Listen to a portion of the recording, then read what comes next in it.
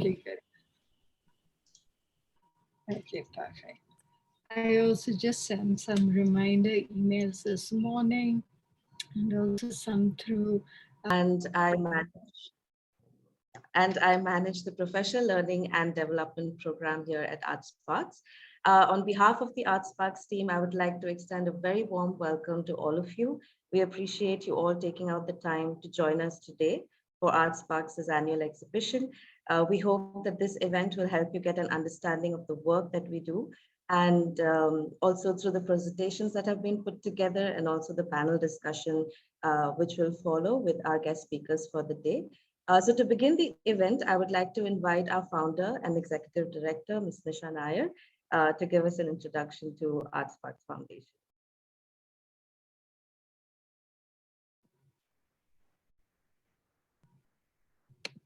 Thank you, Sagarika. Sorry, I had a pop-up box that just landed up and I'm trying to figure out what that was. Good morning, everyone. Welcome to our virtual exhibition to mark the end of our 21-22 school year. For those joining us today for the first time, we're very happy to have you here. But I know also that many among you have long attended our exhibitions, particularly our more extensive in-person exhibitions that we tend to host at a physical gallery in Bangalore. As I was kind of thinking through and penning down my thoughts, reflecting upon those experiences that we've had in those in-person exhibitions, one of these adjectives that I often hear you describe when you describe your experiences in those exhibition spaces is transformative. And I think that is in part due to the opportunities it has provided many of you to engage one-on-one with the children that we serve, with our facilitators, all while expanding your own understandings of the educational value of the arts.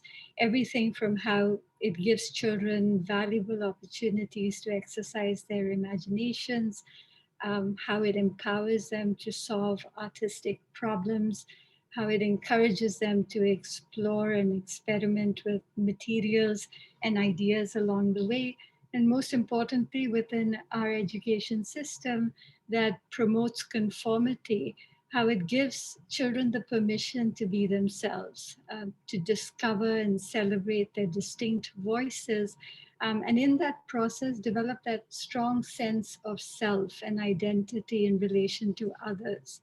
And so I just wanted to say that this is precisely what we strive for when we are working with children through the schools that we serve, primarily schools that serve children from underserved communities, our government schools. And in that process, we also try to create channels to share our understandings, best practices with others, be it through our professional learning and development program, building the capacity of others to appreciate, to advocate for, and to kind of usher in this much needed change in the way we teach and the way we make our children learn. So today's exhibition, while not at a gallery due to the tentative nature of the pandemic, is symbolic for us. It celebrates a year when we were able to navigate both remote and in-person learning. We were also able to introduce a social and emotional learning component to the work that we do, recognizing the importance of that, especially during these times. We were able to launch a new project that's focused on the girl child, Project Empower. Many of you had the chance to come to our exhibition a little earlier this month, late last month, to be able to kind of see what children did in that particular angle of our work. We were also able to capacity build a number of wonderful NGOs across India through our professional learning and development program at Sparks Collective, and break some new ground in research as well that we hope in the not too distant future we will be able to share more publicly. So with that brief introduction, I want to be able to welcome you all again Thank you so much for taking your Saturday morning to be with us. And I'm going to hand this back over to one of my colleagues. Thanks again. Thank you, Nisha. So now I'd like to invite our Senior Program Coordinator, Mr. Narasimha Raju, to share a bit about the exhibition put together for you all today.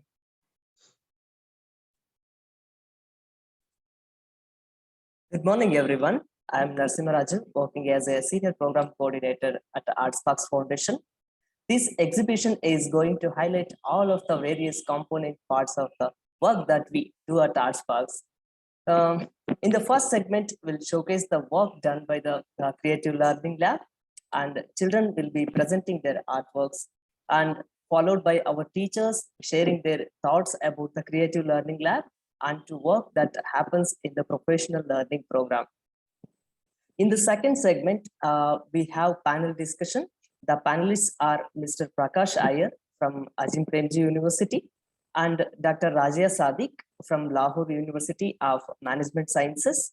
And this discussion is moderated by Anu Parthasarathi, Education and Academic Lead from ArtSparks Foundation. In the last month, we had our Creative Learning Labs exhibitions. Now have a small glimpse of our in-school exhibitions. And before we watch the video, some housekeeping notes for all of you. Kindly keep your audio on mute and video on.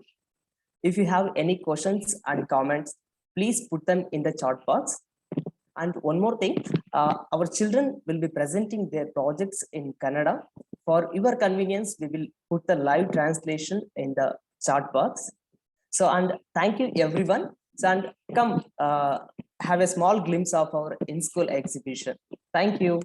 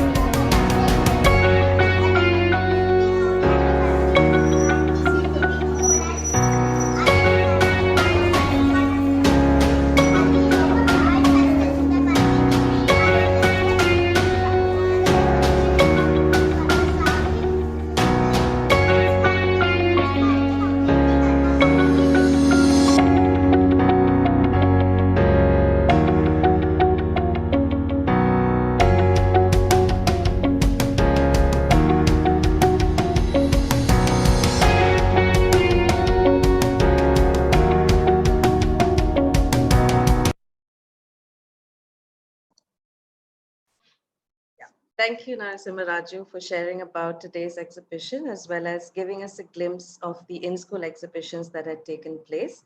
So without any further ado, let's move into the main part of our event today. And I will now hand it over to our Creative Learning Labs Program Manager, Ms. Arpita, to take you through the presentations. All right. Thank you so much, Sagarika. Good morning, everybody. I am Arpita, Program Manager for Creative Learning Lab here at ArtSparks. So today I'll be taking through a series of presentations to you all. Firstly, with the continued pandemic and the school closures, ArtSparks continue to engage children remotely from June 2021 to around October of 2021. We gave art kits to children to their homes for them to be engaging there in their homes itself. And also children are back in our creative learning labs from November 2021 to February 2022. Now, children were engaged with multiple projects while at home when they were, and also when they were back to school. So in today's presentations, we will share few of the projects that we have from many of the projects that the children have been engaged with. Firstly, for the first presentations that we have today is a self-portrait through oil pastel project. Now, this project was a 3 to 4 session project that used oil pastels as a medium. And this project aimed to develop skills like close observation and investigation. Now, children engaged in close observation drawing of themselves by touch and feel, then investigating oil pastels by color mixing, mark making, and a lot of these things, and applying these investigations that they did into a larger self-portrait. Now, to present this project, I request Uma and Sinchana from GHPS Gulahatti Kawal to share their project.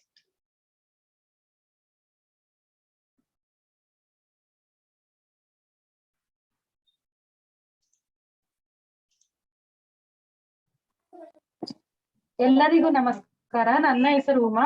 ನಾನು ಗುಳ್ಳಟ್ಟಿ ಕಾವಲ್ ಶಾಲೆಯಲ್ಲಿ 3 ವರ್ಷದಿಂದ CLL lab ನಲ್ಲಿ ಸುಗಮಕಾರಳಾಗಿ ಕಾರ್ಯನಿರ್ವಹಿಸುತ್ತಿದ್ದೇನೆ.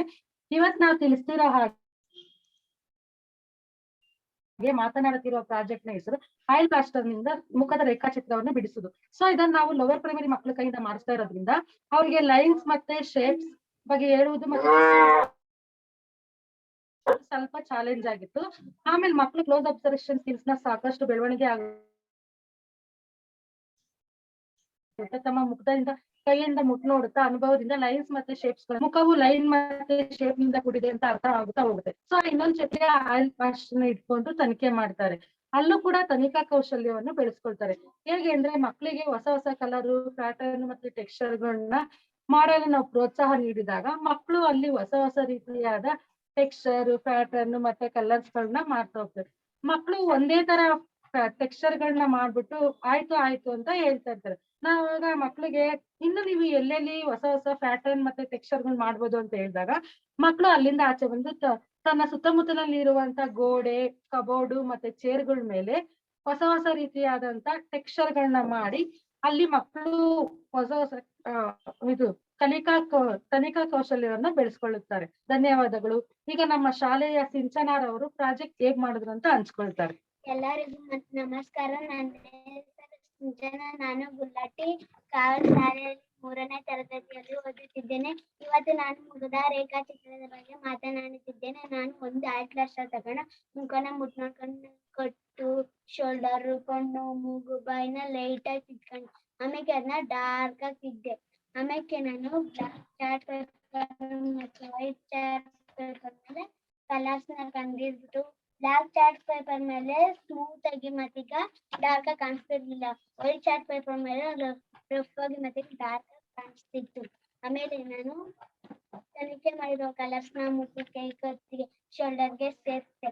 ಆಮೇಲೆ background colours blending ಚುಚ್ಚೆಲ್ಲ design ಎಲ್ಲ ಮತ್ತೆ ಕಣ್ಣು, ಮೂಗು, ಬಾಯಿ, ಕಿವಿ ಬಿಡೋದು ನನಗೆ ತುಂಬಾ ಕಷ್ಟ ಆಯ್ತು. ನಾನು ಒಂದು ಆಯಿಲ್ ಪ್ಲಾಸ್ಟರ್ ವೈಟ್ ಕಲರ್ ತಗೊಂಡು ಡಾರ್ಕ್ ಆಗಿ ಡಿಸೈನ್ ಮಾರ್ಕಿಂಗ್ ಎಲ್ಲ ಮಾಡಿದೆ. ಆಮೇಲೆ ಕೂದಲಿಗೆ ರಿಬ್ಬನ್ಗೆ ಕಲರ್ಸ್ ನನಗೆ ತುಂಬಾ ಇಷ್ಟ ಆಯ್ತು. ಧನ್ಯವಾದಗಳು. All right. Thank you so much, Uma and Sinchana, for sharing about your project. The second project that we have is a clay tile of my favorite person. Now, clay is a material that brings in the idea of flexibility. Now, in this project, children first engaged in investigating the clay while making pinch pots and then thinking about their favorite person that they want to make a clay tile of, and then think of their face, the details in their face, and then make a clay tile of their favorite person. In this project, children develop skills like fine motor skills, their investigation skills, and also a lot of perseverance skill as well.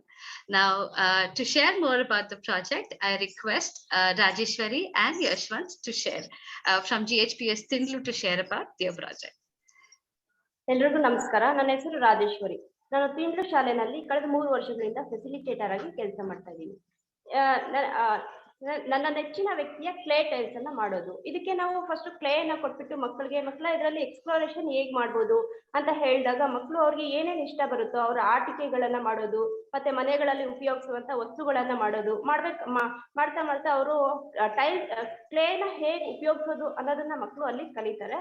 ಮತ್ತೆ pinch pot ಮಕ್ಕಳಿಗೆ ಮಾಡೋದಕ್ಕೆ ಕೊಟ್ಟಾಗ ಎಲ್ಲಾ ಮಕ್ಕಳಿಗೂ ಒಂದೇ ತರ pinch pot ಅನ್ನ ಮಾಡೋದಕ್ಕೆ ಕೊಟ್ಟಿದ್ವಿ. ಅಲ್ಲಿ ಮಕ್ಕಳು ಒಬ್ಬೊಬ್ರು ಒಂದೊಂದ್ ತರ ಡಿಫ್ರೆಂಟ್ ಆಗಿ ಮಾಡಿದ್ರು. ಅಂದ್ರೆ ಸ್ವಲ್ಪ ಎಕ್ಸ್ಟ್ರಾ ಕ್ಲೇನ ತಗೊಂಡು ಅಲ್ಲಲ್ಲಿ ಡಾಟ್ಸ್ ತರ ಇಡೋದು, ಮತ್ತೆ ಅದಕ್ಕೆ ಒಂದು ಟ್ಯಾಪ್ ಅನ್ನ ಕೊಡೋದು, ಮತ್ತೆ ಅದಕ್ಕೆ ಮೇಲೆ ಒಂದು ಪ್ಲೇಟ್ ಅನ್ನ ಮುಚ್ಚೋ ತರ ಮಾಡೋದು. ಈ ತರ ಎಲ್ಲರೂ ವಿಭಿನ್ನವಾಗಿ ಮಾಡಿರುವಂತ ಪಿಂಚ್ ಪಾಟ್ಗಳನ್ನ ನಾವು ಅಲ್ಲಿ ನೋಡಿದ್ವಿ. ಮತ್ತೆ ನಮ್ಗೆ ಫೇವ್ರೆಟ್ ಪರ್ಸನ್ ಕ್ಲೇ ಟೈಲ್ಸ್ ಮಾಡಿ ಮಕ್ಳ ಅಂತ ಹೇಳಿದಾಗ ಮಕ್ಕಳು ಅಲ್ಲಿ ಅವ್ರಿಗೆ ಯಾರು ಇಷ್ಟನೋ ಫೇವ್ರೆಟ್ ಪರ್ಸನ್ ಯಾರು ಅನ್ನೋದನ್ನ ಅವರು ತುಂಬಾ ಚೆನ್ನಾಗಿ ಯೋಚನೆ ಮಾಡ್ತಾ ಇದ್ರು. ನನ್ಗೆ ನಮ್ಮಮ್ಮ ಇಷ್ಟನಾ, ನಮ್ಮಪ್ಪ ಇಷ್ಟನಾ, ಅಜ್ಜಿ ತಾತ ಈ ತರ ಅವ್ರಿಗೆ ಯಾರು ಇಷ್ಟ ಇರ್ತಾರೋ ಆ ತರದ ಫೇವ್ರೆಟ್ ಪರ್ಸನ್ ಅನ್ನ ಅವರು ಥಿಂಕ್ ಮಾಡ್ಬಿಟ್ಟು ಅವ್ರ ಮುಖದಲ್ಲಿ ಏನೇನ್ ಡೀಟೇಲ್ಸ್ ಇರ್ಬೋದು, ಮುಖ ಯಾವ ಶೇಪ್ ಅಲ್ಲಿ ಇದೆ, ಓವೆಲ್ ಶೇಪ್ ಅಲ್ಲಿ ಇದೆಯಾ ಅಥವಾ ರೌಂಡ್ ಶೇಪ್ ಅಲ್ಲಿ ಇದೆಯಾ, ಮತ್ತೆ ಅವ್ರ ಕಣ್ಣು ಹಗಲ ಇದೆಯಾ, ಈ ತರ ಅವ್ರ ಮುಖದಲ್ಲಿ ಏನಾದ್ರು ಮಾರ್ಕ್ಸ್ ಇದೆಯಾ, ಈ ತರ ಡೀಟೇಲ್ಸ್ ಎಲ್ಲ ಯೋಚನೆ ಮಾಡ್ಬಿಟ್ಟು ಈ ಒಂದು ಕ್ಲೇ ಟೈಲ್ಸ್ ಅನ್ನ ಮಕ್ಕಳು ಮಾಡಿದ್ರು. ಈ ಕ್ಲೇ ಟೈಲ್ಸ್ ಅನ್ನ ಹೇಗ್ ಮಾಡಿದ್ದೇನೆ ಅಂತ ನಮ್ಮ ಶಾಲೆಯ ಯಶವಂತ್ ಈಗ ಎಕ್ಸ್ಪ್ಲೇನ್ ಮಾಡ್ತಾನೆ. Thank you.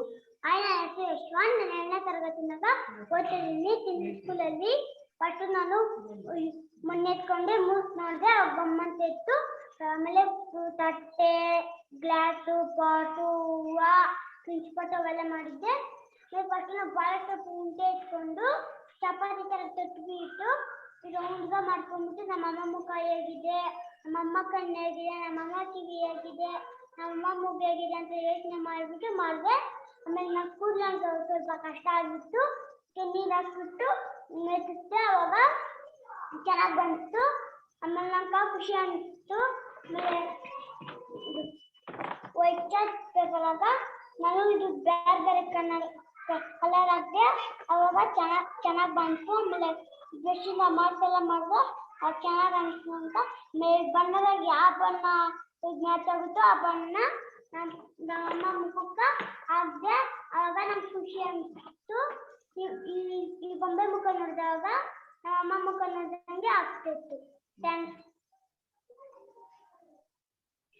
All right. Thank you so much, Yashwant and Rajeshwari, for sharing about your project.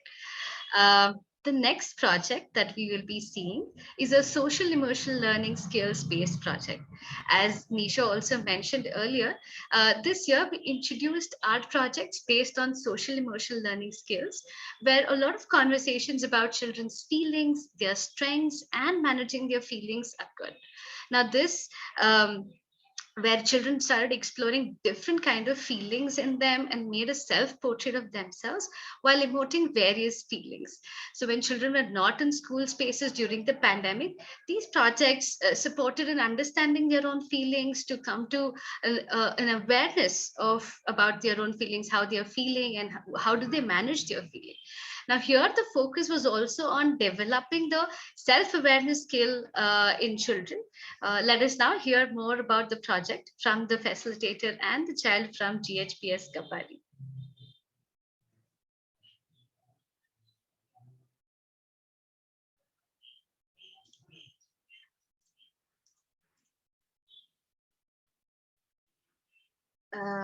Yes. Hi. ಎಲ್ಲರಿಗೂ ಗುಡ್ ಮಾರ್ನಿಂಗ್. ನನ್ನ ಹೆಸರು ವಿಜಯಲಕ್ಷ್ಮಿ ಅಂತ. ನಾನು ಆರ್ಟ್ಸ್ಪಾರ್ಕ್ಸ್ ಫೌಂಡೇಶನ್ ಅಲ್ಲಿ 3 ವರ್ಷದಿಂದ ಕಬಡ್ಡಿ ಶಾಲೆಯಲ್ಲಿ ಕೆಲಸ ಮಾಡ್ತಿದ್ದೀನಿ. ನಮ್ಮ ಚಟುವಟಿಕೆ ಹೆಸರು ಭಾವನೆಗಳನ್ನ ಅನ್ವೇಷಣೆ ಮಾಡೋದು. ಈ ಆಕ್ಟಿವಿಟಿ LP ಮಕ್ಕಳಿಗೆ ಮಾಡುವಾಗ ನಮ್ಗೆ ಯಾವ ಒಂದು ಸವಾಲಾಗಿತ್ತು, ಯಾಕೆಂದ್ರೆ ಭಾವನೆ ಅನ್ನೋ ಪದನೇ ಹೊಸದಾಗಿತ್ತು. ಹಾಗಾಗಿ ನಾವು ಪ್ರಶ್ನೆಗಳನ್ನ ಕೇಳ್ತಾ ಹೋದ್ವಿ. ಸನ್ನಿವೇಶಕ್ಕೆ ಅನುಗುಣವಾಗಿ ನಾವು ಪ್ರಶ್ನೆಗಳನ್ನ ಮಕ್ಕಳಿಗೆ ಕೇಳ್ಕೊಂಡು ಹೋದ್ವಿ.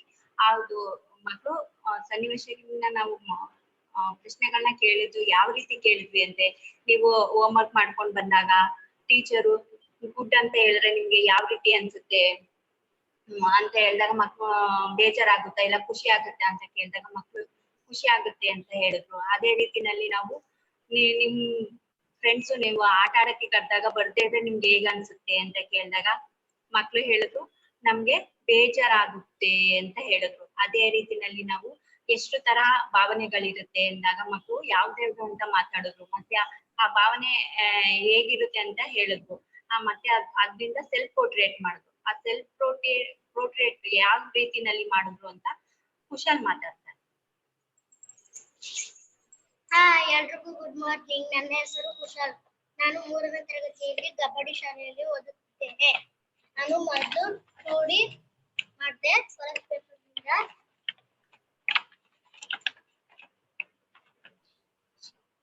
Negative shapes, positive shapes, structures, layering, overlapping, triangle shapes, positive geometrical shapes ಇವನ್ನೆಲ್ಲ ನಾನು ಮಾಡಿದೆ. ಆಮೇಲೆ ನಾನು ಆಶ್ಚರ್ಯ ಪಡ್ಬೇಕಾದ್ರೆ ಹೇಗಿರ್ತೀನಿ ಅಂತ ಬಾಯಿ ಬಿಡೋದು. ಆಮೇಲೆ ಉಬ್ಬು ಮೇಲೆ ಕೆದ್ದಿರುತ್ತೆ, ಕಣ್ಣು ಅಗಲವಾಗಿರುತ್ತೆ, ಕೂದಲೇ ಸೈಡ್ ಬಂದಿರುತ್ತೆ, ಕಿವಿಯೆಲ್ಲ ದೊಡ್ಡದಾಗಿರುತ್ತೆ. ನಾನು ಅಳ್ಬೇಕಂದ್ರೆ ಹೇಗಿರ್ತೀನಿ ಕಣ್ಣೆಲ್ಲ ಅಗಲವಾಗಿರುತ್ತೆ, ಉಬ್ಬು ಅಗಲವಾಗಿರುತ್ತೆ, ಕಿವಿಯೆಲ್ಲ ಸಣ್ಣದಾಗಿರುತ್ತೆ. ನಾನು ಖುಷಿ ಪಡ್ಬೇಕಾದ್ರೆ ಹೀಗಿರ್ತೀನಿ. ಹಾಗೂ ಕಣ್ಣು ಅಗಲವಾಗಿರುತ್ತೆ, ಉಬ್ಬೆಲ್ಲ ಸ್ಟ್ರೈಟ್ ಆಗಿರುತ್ತೆ, ಒಂದು ಸ್ಮೈಲ್ ಈ ರೀತಿ ಇರುತ್ತೆ. ಕಲರ್ಸ್ ಪೇಪರ್ನಿಂದ ಈ ತರ ಸಣ್ಣ ಪೀಸ್ ಮಾಡಿ ಅಂಟಿಸಿದ್ದೀನಿ. ಆಮೇಲೆ ನಾನು ಕೋಪ ಪಡ್ಬೇಕಂದ್ರೆ ಹೇಗಿರ್ತೀನಿ ಹೇಗಿರೋದು, ಕಣ್ಣೆಲ್ಲ ಅಗಲವಾಗಿರುತ್ತೆ, ಕೂದಲೆಲ್ಲ ಮೇಲೆ ಕೆದ್ದಿರುತ್ತೆ, ಕಿವಿಯೆಲ್ಲ ದೊಡ್ಡದಾಗಿರುತ್ತೆ. ಈ ಚಟುವಟಿಕೆಯಿಂದ ನಾನು ನನ್ನಲ್ಲಿರೋ ಭಾವನೆಗಳ ಬಗ್ಗೆ ತಿಳ್ಕೊಂಡೆ. ಅಳೋದು, ಬೇಸರವಾಗೋದು, ಹೆದರಿಕೊಳ್ಳೋದು ಇದನ್ನೆಲ್ಲ ನಾನು ತಿಳ್ಕೊಂಡೆ. ಇದು ಚಟುವಟಿಕೆ ಮಾಡೋದ್ರಿಂದ ನನಗೆ ತುಂಬಾ ಖುಷಿ ಆಯ್ತು. Thank you. All right. Thank you so much, Kushal and Vijayalakshmi, for sharing about your project. Now, let us now move into another part right now. So now, as you all know, women from the same communities as the school work as facilitators in our creative learning labs. Now, we work towards their development in various ways throughout the year for both their professional as well as their personal development. Now, we don't just see them as conduits to facilitating work with children, but also with incredible potential that they also deserve to develop themselves. Now, we conduct larger professional development sessions like in the start of the year, middle of the year, and also end of the year, and also have continuous sessions throughout the year like learning circles and content-based sessions as well. We in total have around 32 facilitators working with us. And today we have 2 of them sharing their experiences and learnings with us. I now call upon Nagamani to share her thoughts and learnings with all of us. ಎಲ್ಲರಿಗೂ ನಮಸ್ಕಾರ. ನನ್ನ ಹೆಸರು ನಾಗಮಣಿ. ನಾನು GHPS ಕಗ್ಲಳ್ಳಿ ಶಾಲೆಯಲ್ಲಿ 4 ವರ್ಷದಿಂದ ಕೆಲಸ ಮಾಡ್ತಾ ಇದ್ದೀನಿ. ನನ್ಗೆ ಈ ಶಾಲೆಯಲ್ಲಿ ಕೆಲಸ ಮಾಡ್ತಾ ಸಾಕಷ್ಟು ಕಲ್ತಿದ್ದೀನಿ.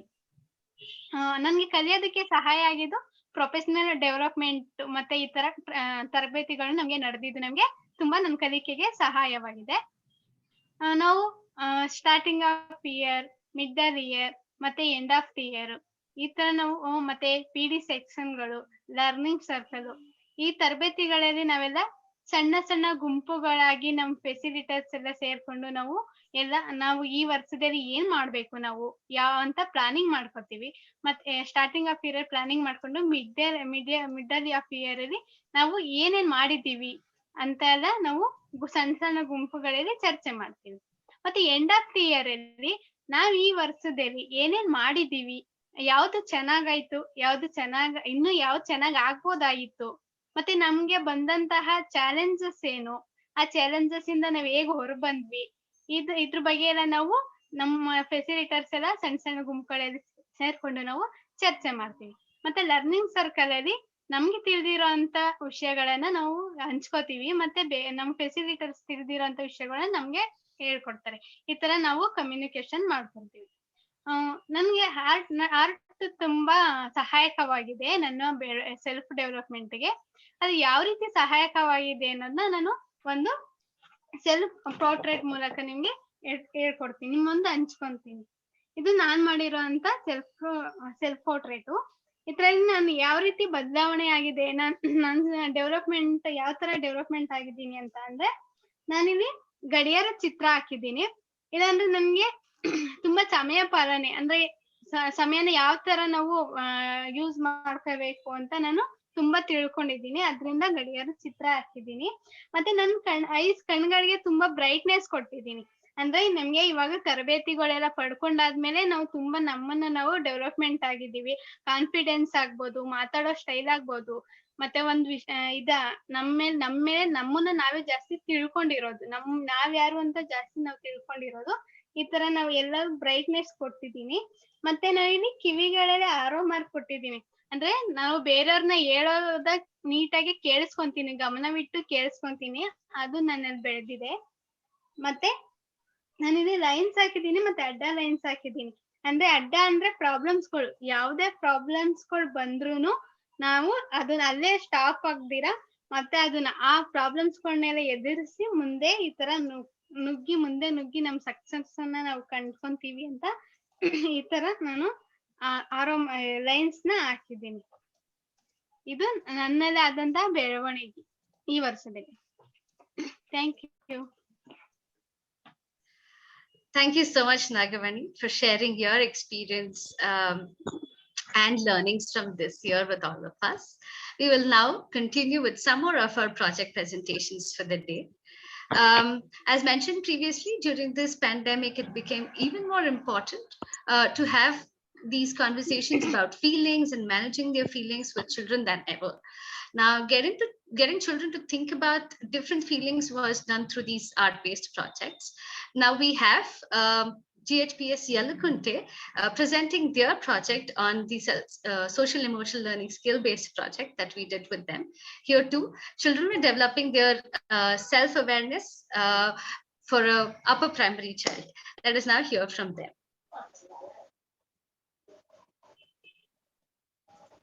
ಎಲ್ರಿಗೂ ನಮಸ್ಕಾರ.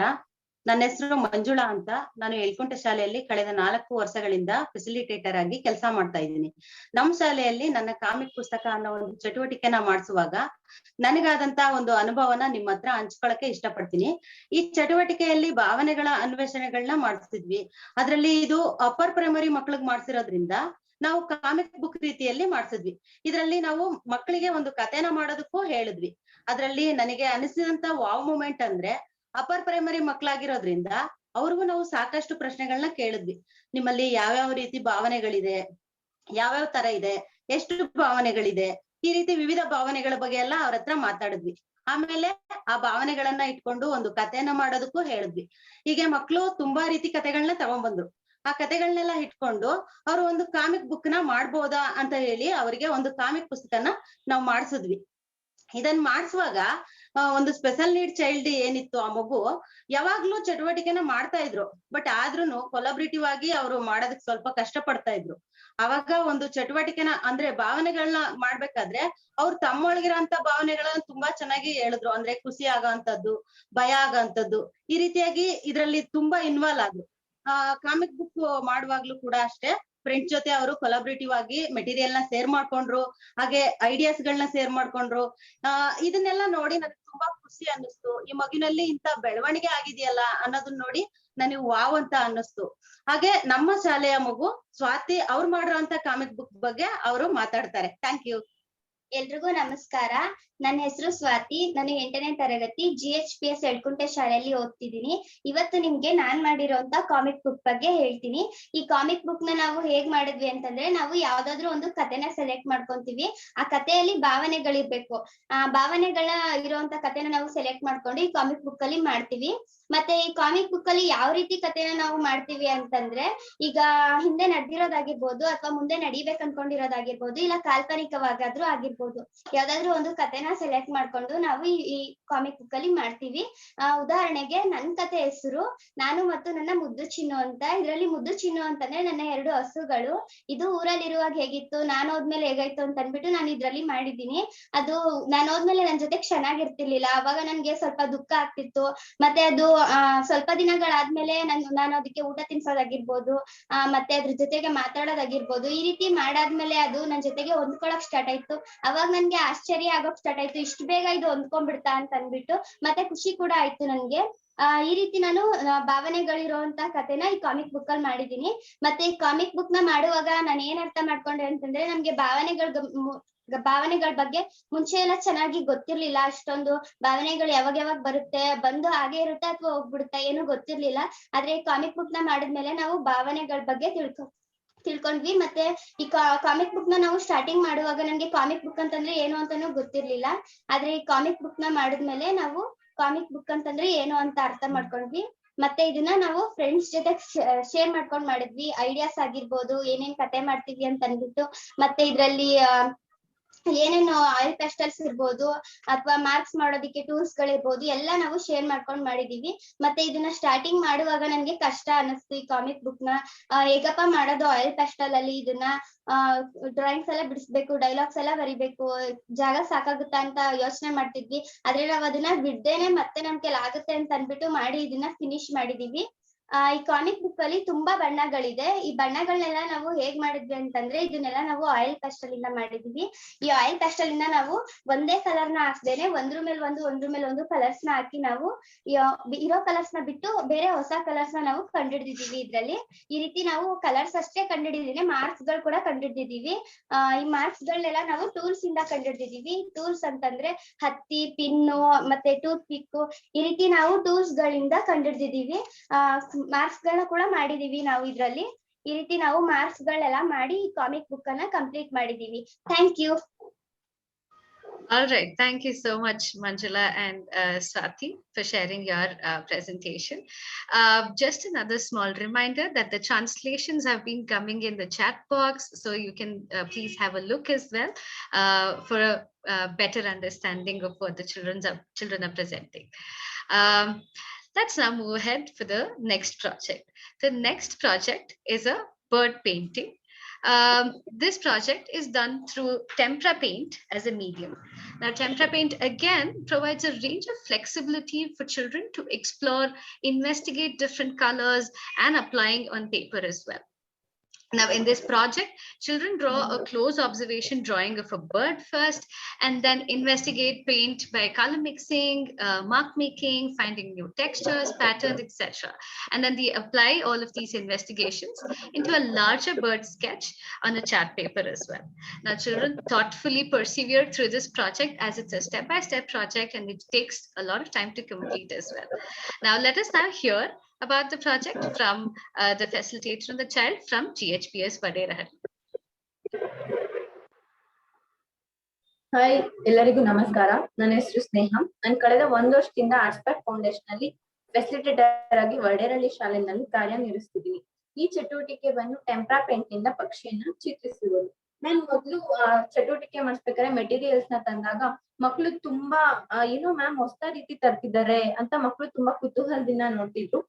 ನಂತರ ನಾವು ಈ ಟೆಂಪ್ರಾ ಪೇಂಟ್ ನ ಪಕ್ಷಿಯನ್ನು ಚಿತ್ರಿಸುವುದು ಚಟುವಟಿಕೆ ಮಾಡ್ಬೇಕಾದ್ರೆ ಇನ್ವೆಸ್ಟಿಗೇಷನ್ ಹೇಗಾಯ್ತು ಅಂತ ನಾನು ಹೇಳೋದಕ್ಕೆ ಇಷ್ಟಪಡ್ತೀನಿ. ನಾವ್ ಇನ್ವೆಸ್ಟಿಗೇಷನ್ ಮಾಡೋದಕ್ಕೆ 4 ಬಣ್ಣಗಳನ್ನ ಮಾತ್ರ ಕೊಡೋದು. ಆ 4 ಬೇಸಿಕ್ ಬಣ್ಣ ಬಂದು ರೆಡ್, ವೈಟ್, ಯೆಲ್ಲೋ, ಬ್ಲೂ. ಈ 4 ಬೇಸಿಕ್ ಬಣ್ಣದಲ್ಲಿ 15ರಿಂದ 20 ಬಣ್ಣಗಳನ್ನ ನಾವು ಮಕ್ಕಳಿಗೆ ಕಂಡುಹಿಡಿಯೋಕೆ ಹೇಳ್ತೀವಿ. ಮಕ್ಕಳು 15 ಬಣ್ಣನ ತುಂಬಾ ಈಸಿಯಾಗಿ ಕಂಡುಹಿಡಿದ್ರು, 20 ಬಣ್ಣಗಳನ್ನು ಕೂಡ ಈಸಿಯಾಗಿ ಕಂಡುಹಿಡಿದ್ರು. ನಂತರ ಇಲ್ಲಿರೋ ಬಣ್ಣ ನೀವು ಕಂಡಿಡ್ದಿರುವಂತ ಬಣ್ಣಗಳನ್ನ ಬಿಟ್ಟು ಇನ್ನೂ ಹೊಸ ರೀತಿ ಬಣ್ಣಗಳನ್ನ ಕಂಡಿಡಿರಿ ಅಂತ ಹೇಳಿದಾಗ ಮಕ್ಳಿಗೆ ಇಲ್ಲಿ ಚಾಲೆಂಜಿಂಗ್ ಅಂತ ಅನ್ಸುತ್ತೆ. ಇದು ನಮಗೂ ಸಹ ಚಾಲೆಂಜಿಂಗ್ ಅಂತ ಅನ್ಸುತ್ತೆ. ನಂತರ ಮಕ್ಕಳು ಹಲವಾರು ಬಣ್ಣಗಳನ್ನ ಕಂಡಿದ ನಂತರ ಅವ್ರ ಫ್ರೆಂಡ್ಸ್ ಗಳ ಜೊತೆ ನಾವು ಶೇರ್ ಮಾಡ್ಕೊತಿದ್ರು. ನಾನು ಈ ರೀತಿ ಬಣ್ಣ ಕಂಡಿಡ್ದೆ, ನಾನು ಆ ರೀತಿ ಬಣ್ಣ ಕಂಡಿಡ್ದೆ ಅಂತ ಎಕ್ಸ್ಚೇಂಜ್ ಕೂಡ ಕೊಲಾಬರೇಷನ್ ಅಲ್ಲಿ ಎಕ್ಸ್ಚೇಂಜ್ ಕೂಡ ಮಾಡ್ಕೊತಿದ್ವಿ. ನಂತರ ಮಕ್ಕಳಿಗೆ ನಾವು ಬರ್ಡ್ಸ್ ಡ್ರಾಯಿಂಗ್ ಪೇಂಟಿಂಗ್ ಮಾಡಕ್ ಹೇಳಿದಾಗ, ಟೆಂಪ್ರಾ ಪೇಂಟ್ ಮಾಡಕ್ ಹೇಳಿದಾಗ ಮಕ್ಕಳು ಪೇಂಟಿಂಗ್ ಮಾಡಿ ನಂತರ ಡೀಟೇಲ್ಸ್ ಗಳನ್ನ ಆಡ್ಬೇಕಾದ್ರೆ ಸ್ವಲ್ಪ ಕಷ್ಟ ಪಡ್ತಿದ್ರು. ನಂತರ ನಾನು ನಿಮ್ ಸುತ್ತಮುತ್ತ ಏನಾದ್ರು ವಸ್ತುಗಳು ಇರ್ಬೋದಾ, ಒಂದ್ಸರಿ ಹೋಗ್ಬಿಟ್ಟು ವಸ್ತುಗಳನ್ನ ಟೂಲ್ಸ್ ಆಗಿ ಉಪಯೋಗಿಸ್ಕೋಬಹುದಾ ಅಂತ ಒಂದ್ ಪ್ರಶ್ನೆ ಆಗ್ತೆ. ಆಗ 5 ಜನ ಮಕ್ಕಳು ಎದ್ದೋಗ್ಬಿಟ್ಟು ಅವ್ರ ಸುತ್ತಮುತ್ತ ಇರುವಂತಹ ಕೆಲವು ವಸ್ತುಗಳನ್ನ ಎತ್ಕೊಂಡ್ಬಂದ್ರು. ಕೆಲವರು ಎಲೆ ಕಡ್ಡಿಗಳು ಎತ್ಕೊಂಡ್ಬಂದ್ರು, ಕೆಲವರು ಪ್ಲಾಸ್ಟಿಕ್ ಗ್ಲಾಸ್, ಪ್ಲಾಸ್ಟಿಕ್ ಸ್ಪೂನ್ಸ್ ಎತ್ಕೊಂಡ್ಬಂದ್ರು, ಕೆಲವರು ಹಳೆ ಬಾಟಲ್ ಕ್ಯಾಪ್ ಎತ್ಕೊಂಡ್ಬಂದ್ರು, ಮತ್ತೆ ಕೆಲವರು ಕಾಟನ್ ಎತ್ಕೊಂಡ್ಬಂದ್ರು. ಕಾಟನ್ ಎಲ್ಲ ಎತ್ಕೊಂಡ್ಬಂದು ಹಲವಾರು ರೀತಿ ಡೀಟೇಲ್ಸ್ ಗಳನ್ನ ಪ್ಯಾಟರ್ನ್ಸ್ ಗಳಾಗಿ ಮಾಡಿದ್ರು. ಈ ಒಂದು ಬರ್ಡ್ಸ್ ಡ್ರಾಯಿಂಗ್ ನಲ್ಲಿ ಮಕ್ಕಳು ಏನ್ ಮಾಡಿದ್ದಾರೆ ಅಂತ ಅಂದ್ರೆ, ಬಾಟಲ್ ಕ್ಯಾಪ್ ನ ತಗೊಂಡು ಟೆಂಪ್ರಾ ಪೇಂಟ್ ನಲ್ಲಿ ಈ ರೀತಿ ಒಂದು ಡೀಟೇಲ್ಸ್ ಗಳನ್ನ ಆಡ್ ಮಾಡಿದ್ದಾರೆ. ಈ ಚಟುವಟಿಕೆನ ಹೇಗ್ ಮಾಡೋದು ಅಂತ ನಮ್ಮ ಶಾಲೆಯ ಮಕ್ಕಳು ನಿಮ್ಗೆ ಎಕ್ಸ್ಪ್ಲೈನ್ ಮಾಡ್ತಾರೆ. ಎಲ್ಲರಿಗೂ ಗುಡ್ ಮಾರ್ನಿಂಗ್ ಅನ್ಸುತ್ತವರು. GSPS ಕೊನೆಯಲ್ಲಿ 7ನೇ ಕ್ಲಾಸಲ್ಲಿ ಓದುತ್ತಿದ್ದೀನಿ. ಟೆಂಪ್ರಾ ಪೇಂಟ್ ಇಂದ ಪಕ್ಷಿ ಚಿತ್ರ ಬಿಡಿಸಿದ್ದೀನಿ. ಇಷ್ಟು ಮೊದ್ಲು 3-4 ಚಿತ್ರ ಕೊಟ್ಟು ಪಕ್ಷಿ ಚಿತ್ರ ಅದನ್ನ ಸೆಲೆಕ್ಟ್ ಮಾಡ್ಕೊಂಡೆ. ಯಾಕಂದ್ರೆ ಲೈನ್ಸ್, ಸಣ್ಣ ಸಣ್ಣ ಮಾರ್ಕು, ಸಣ್ಣ ಸಣ್ಣ ಚುಕ್ಕೆಗಳು, ಬೂತ್ ನ ಕ್ಲೋಸ್ ಅಬ್ಸರ್ವೇಷನ್ ಇಂದ ಡ್ರಾಯಿಂಗ್ ಮಾಡಿದೆ. ಇಷ್ಟು ಟೆಂಪ್ರಾ ಪೇಂಟ್ ಕೊಟ್ಟು ಅದನ್ನ ಹಾಕಿ ಬಂದೈತಿ. ಯಾವ್ದಂದ್ರೆ ರೆಡ್, ಬ್ಲೂ, ಯೆಲ್ಲೋ, ವೈಟ್ ತೋರ್ಸು. ನಾನು 2 ಕಲರ್ ಹಾಕ್ತೆ, ಅದೇ ಕಲರ್ ಬರೆದಾಯ್ತು. 3-4 ಕಲರ್ ಹಾಕ್ದೆ, ಬೇರೆ ಬೇರೆ ಬರ್ತಾಯ್ತು. ಆರೆಂಜ್ ಕಲರ್ ತುಂಬಾ ಇಷ್ಟ ಆಯ್ತು. ಆರೆಂಜ್ ಕಲರ್ ಕಂಡಿರೋದು ಹೋದೆ, ಬೇರೆ ಬೇರೆ ಬರ್ತಾಯ್ತು. ಯೆಲ್ಲೋ, ರೆಡ್, ಸ್ವಲ್ಪ ವೈಟ್ ಹಾಕ್ತೆ, ಆಮೇಲೆ ಕಂಡು ಬಂತು ಹಲವಾರು ಕಲರ್ ಕಂಡಿರ್ದೆ. ಮ್ಯಾಮು ದೊಡ್ಡ ವೈಟ್ ಚಾರ್ಟ್ ಪೇಪರ್ ಕೊಟ್ಟು ಎಲ್ಲ ಕಡೆ ಔಟ್ಲೈನ್ ಹಾಕಕ್ಕೆ ತುಂಬಾ ಕಷ್ಟ ಅನಿಸ್ತು. ಬೂತ್ ಕಡೆ ನೋಡಿ ಮುಚ್ಚಿ ಫಿಲ್ ಮಾಡ್ಕೊಂಡು ಹಾಗೆ ಈಜಿ ಅನಿಸ್ತು. ಆಮೇಲೆ ಟೆಂಪ್ರಾ ಪೇಂಟ್ ಕಲರ್ ಕಂಡಿರೋ ನಾನು ಹಾಕಿದ್ಮೇಲೆಲ್ಲ ಟೂಲ್ಸ್ಗಳು ಉಪಯೋಗಿಸ್ಕೊಂಡು ಮಾರ್ಕು, ಡೀಟೇಲ್ಸು ಅದೆಲ್ಲ ಹಾಕ್ದೆ. ನಾನು ಇದ್ರಿಂದ ಏನ್ ಕಲಿತೆ ಅಂದ್ರೆ ಕ್ಲಬ್ ರಿಸರ್ವೇಷನ್ ಮಾಡೋದು ಕಲ್ಕೊಂಡೆ. 4ರಿಂದ ಹಲವಾರು ಬಣ್ಣ ಕಲ್ಕೊಂಡೆ. ಎಲ್ಲರಿಗೂ ಧನ್ಯವಾದ. Thank you so much, Tarun and Sneha, for sharing about your project. The next, last but not the least, we have a project called a paper mache bird project. Now, paper mache is an unusual material that usually used in our schools, and children normally don't have access to these kind of materials. Now we ensure that they don't have access only to 2D materials, but also have access to 3D materials. And paper mache is a sculptural project that's really representative of the art making that comes out of our lab spaces there. Now this project aims to develop flexible thinking, problem solving, creative risk taking, and also perseverance in children. Now this project almost took 30 sessions for children to complete, and that's a really long time that children have taken persevered to complete this project. We now have a facilitator and child sharing about their project from AVS School. Hello everyone, Namaste. I'm Nagratna Naidu, facilitating in Creative Learning Lab at Adarsh Samsthi School since 6 years. As already introduced, the Paper Mache Bird project is an interesting long session project where children found it very exciting and also developed their skills during the whole project sessions. And now here one thing that I want to share, which I found very interesting, is about one of the students who worked with everybody and finished her project little earlier. And then she started helping others to finish their projects. So in this process, she realized that her own art piece of some different shapes, some improper shapes, and then she was not satisfied, and she came to me with the decision of doing another different one. But I suggested her not to do at that time, at this point, because she has not enough time to finish that. But she persisted to do, and she wanted to do. For that, she was planning very well to finish it in time. And then with the material, she was testing, she was exploring, and she takes the materials to home. There she do little bit, and then she come back to the lab, and here she do a little more. So this way she finished her project. And as you all can see on the screen, the bird, this is a paper mache bird. It's a bird of paradise, which she has chosen to do. And because she found it very interesting details and more details. Also, the difficulty level is little higher compared to the previous one, which she did earlier. And while I was thinking she might not be able to finish this within the limited time. But the thing, she has completed this along with other students. That too, performing more perseverance skills, problem solving, flexible thinking, critical thinking skills. So, and she finished the project. So this is what I want to share. And here I have Jyotsna to share about her own art piece of this project. Thank you. Hi, good morning. My name is Jyotsna. I'm studying in 7th standard. This is my paper mache bird. Name is Golden Peaceland. To do this, first I observed closely the main image of the bird and drew on A4 sheet and added all the details. Then I did the newspaper ball and for the shape of according to shape of the bird. And while I'm doing this, I felt very difficult to do the stomach part of the bird. With the newspapers, the exact shape was not coming. Then I had come to each small newspaper balls and the exact shape was came. Then I tore the newspaper strips and dipped it in paper mache. Paper mache is the mixing of chemical and water. And I gave 2 coatings with newspaper and collage paper, and I added details with collage paper. Thank you. All right. Thank you so much, Jyotsna and Nagaratna, for sharing about your project. Let's now move forward.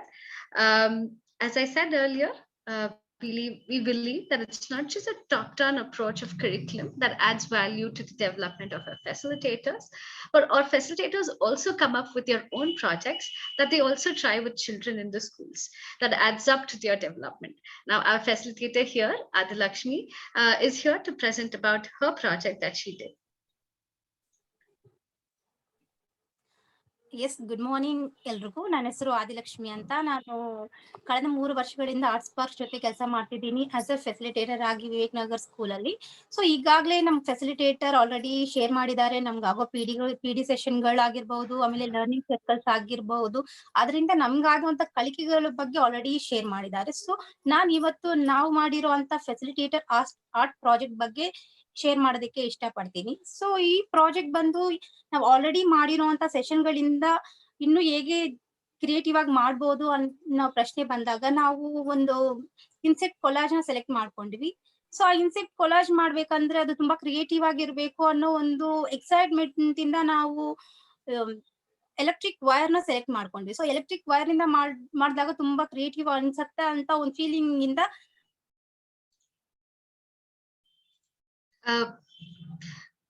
Lakshmi mute ಯಾಕಂದ್ರೆ ಅದು ಅನ್ಸಕ್ ಆಗ್ತಿಲ್ಲ, ಆಮೇಲೆ ನಾವ್ ಅನ್ಕೊಂಡಿರೋ proper shape ಬರ್ತಾ ಇರ್ಲಿಲ್ಲ. So ಅದು workout ಆಗಿರ್ಲಿಲ್ಲ. So ಅದಕ್ಕೆ ನಾವು ಗಿವ್ ಅಪ್ ಮಾಡದೆ ತಿರ್ಗಾ ಸ್ಟಾರ್ಟ್ ಮಾಡಿದ್ವಿ. ಅದೇ ಪ್ರಾಜೆಕ್ಟ್ ನ ತುಂಬಾ ಹೊಸ ಮೆಟೀರಿಯಲ್ಸ್ ನ ಕಲೆಕ್ಟ್ ಮಾಡ್ಕೊಂಡು ತುಂಬಾ ಎಕ್ಸ್ಪ್ಲೋರೇಷನ್ಸ್ ಅಂಡ್ ಇನ್ವೆಸ್ಟಿಗೇಷನ್ಸ್, ನಾನು ನನ್ನ ಕೋ ಫೆಸಿಲಿಟೇಟರ್ ತುಂಬಾ ಎಕ್ಸ್ಪ್ಲೋರೇಷನ್ಸ್ ಎಲ್ಲ ಮಾಡಿದ್ವಿ. ಸೊ ಆ ಎಕ್ಸ್ಪ್ಲೋರೇಷನ್ಸ್ ಅದೆಲ್ಲ ಮಾಡೋವಾಗ ನಮ್ಗೆ ಒಂದು ಪ್ರಾಬ್ಲಮ್ ಸಾಲ್ವಿಂಗ್ ಆಗಿರ್ಬಹುದು, ಕಮ್ಯುನಿಕೇಶನ್ ಆಗಿರ್ಬಹುದು, ಆಮೇಲೆ ಕೊಲಾಬ್ರೇಷನ್ ನ ತುಂಬಾ ಎಕ್ಸ್ಪೀರಿಯನ್ಸ್ ಮಾಡಿದೀವಿ ನಾವು. ಸೊ ಇದು ಎಲ್ಲ ಎಕ್ಸ್ಪ್ಲೋರೇಷನ್ಸ್ ಎಲ್ಲ ನಾವು ಫೈನಲ್ ಪ್ರಾಜೆಕ್ಟ್ ಮಾಡೋವಾಗ ನಮ್ಗೆ ಹೆಡ್ ಪಾರ್ಟ್ ಗೆ ಯಾವ್ದು ಎಕ್ಸ್ಪ್ಲೋರೇಷನ್ ಆಗ್ಬೇಕು, ನಮ್ಮ ಕೋ ಫೆಸಿಲಿಟೇಟರ್ ಒಂದ್ ಸೆಲೆಕ್ಟ್ ಮಾಡಿದ್ರು, ನಾನು ಒಂದ್ ಸೆಲೆಕ್ಟ್ ಮಾಡಿದೆ. ಸೊ ಬಟ್ ಇಬ್ರು ರೆಸ್ಪೆಕ್ಟ್ಫುಲ್ ಆಗಿ 2 ಹಾಕಿ ನೋಡ್ಬಿಟ್ಟು ಆಮೇಲೆ ಯಾವ್ದು ಕರೆಕ್ಟ್ ಅಂತ ಒಂದು ಏಕಾಭಿಪ್ರಾಯಕ್ಕೆ ಬಂದು ನಮ್ಮ ಪ್ರಾಜೆಕ್ಟ್ ನ ತುಂಬಾ ಕ್ರಿಯೇಟಿವ್ ಆಗಿ ಆಮೇಲೆ ತುಂಬಾ ಸಕ್ಸಸ್ಫುಲ್ ಆಗಿ ಕಂಪ್ಲೀಟ್ ಮಾಡಿದೀವಿ. ಸೊ ಇದನ್ನ ಯಾವತ್ತು ಮಕ್ಕಳ ಜೊತೆ ಮಾಡ್ಬೇಕು ಅನ್ನೋ ಒಂದು ಎಕ್ಸೈಟ್ಮೆಂಟ್ ಅಲ್ಲಿ ಇದೀವಿ. So thank you. All right. Thank you so much, Adilakshmi, for sharing about your learnings during this project as well. We'll now move ahead. The projects that the children presented here were few, as I said earlier, were few of the projects that the children did and few of the projects that the facilitators did as well. Let us now take a quick glimpse into other projects that the children were engaged in, the professional development sessions of the facilitators, and also the art projects that the facilitators did as well.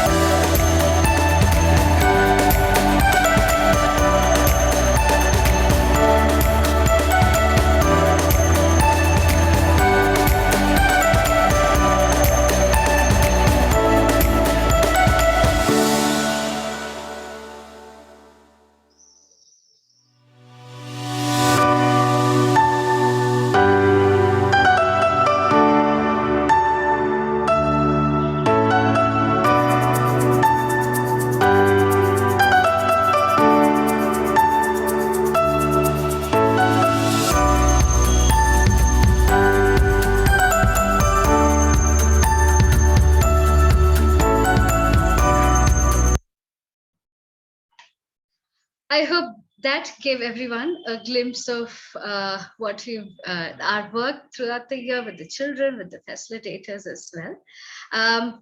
Let us now move ahead.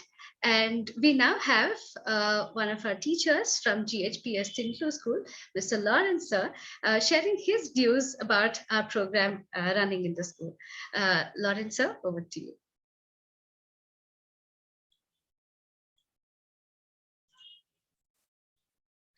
Sir, yes, we can hear you now, okay, sir. Okay. Thank you.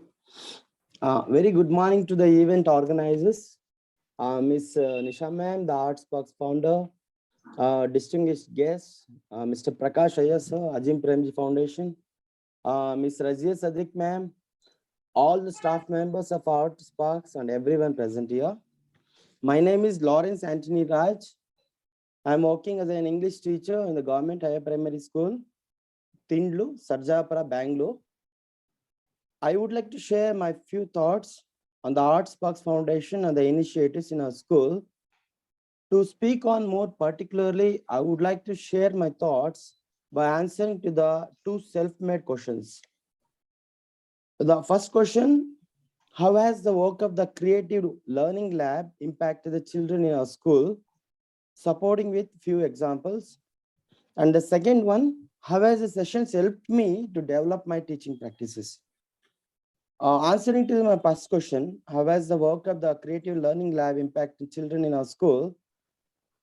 My answer is, children are initiated to think creatively, openly, and freely. They are encouraged to think on their own and not to discourage, criticize, or demotivate, so that the students are open to unleash the hidden creative powers in line with the 21st century skills through art integrated creative labs.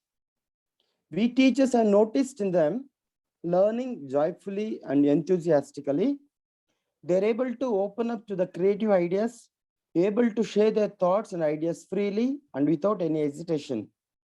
As a result, they are experts of the visual arts. They have mastered the art of paintings. And also to solve the problems, to put it on the models, what they have it in their minds. They can correlate different subjects, link, concretize, and learn effectively with art at the art lab. The ArtSparks people have made it the learning process as holistic and experiential. They have touched all three domains of learning, the cognitive, psychomotor, and affective domains simultaneously. Now, answering to my second question, how has the sessions helped me to develop my teaching practices? I could present my teaching aids more artistically, rich with visual aids such as through color pens, cartoons, or soft copies through the project, etc. The children can relate to them. The students also are able to submit their projects or any presentations through artistic ways with more colorful and effective and in an attractive way. They enjoy doing art activities in the classrooms or the outside. We teachers always appreciate their artistic sense. We give them space for decorating with charts, keep clean and beautiful displays and presentations, such as artful cover pages for the assignments, tables, sketches, collages. Few students present the projects in an innovative ways.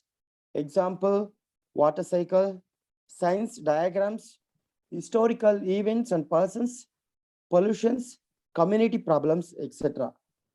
So on behalf of my school HM staff, I would like to express my gratitude to the founder of the ArtSparks and all the staff. Thanks a lot. Kindly continue to extend your support. Thanks a lot. Thank you so much, sir, for your words and sharing your, change in practices, developing your own practices as well. That was very interesting to hear. Thank you so much for sharing that. Let us now move forward, everyone. And this year, we had a special project that we did this time, which is called Project Empower.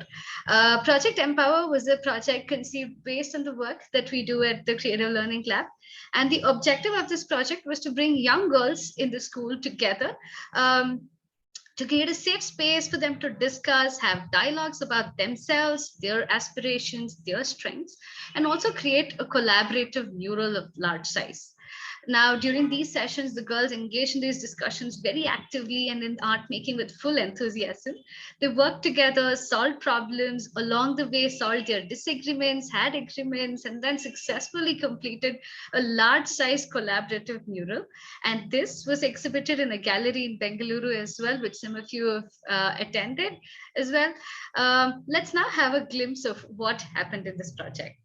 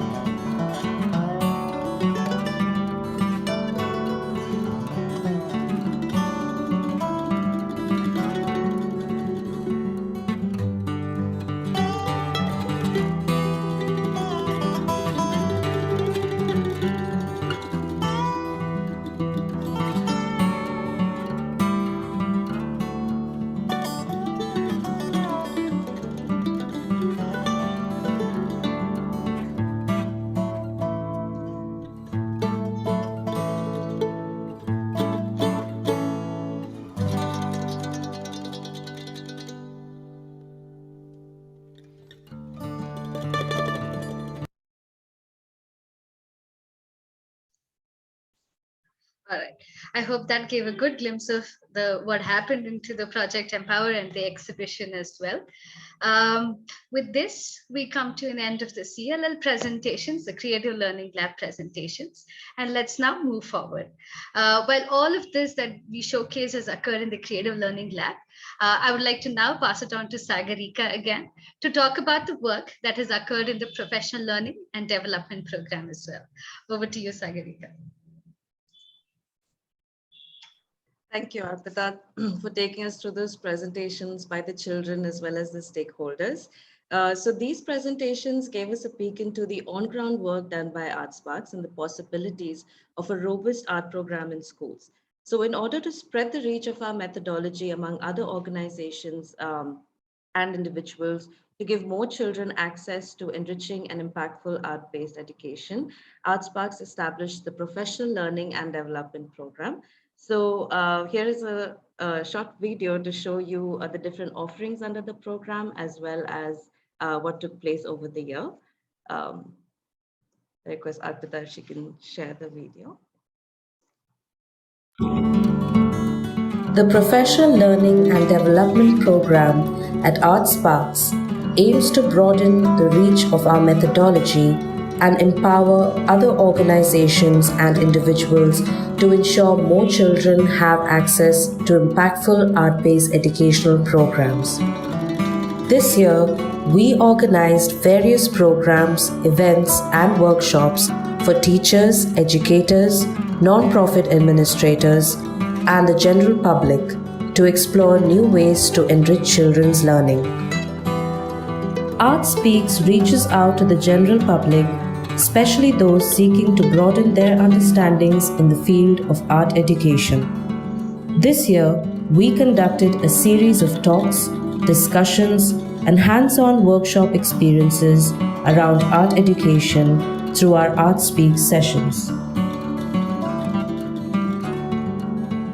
Through the ArtSparks Collective, our goal is to empower non-profits across the country to build their capacity to take the power of the arts to the children that they serve.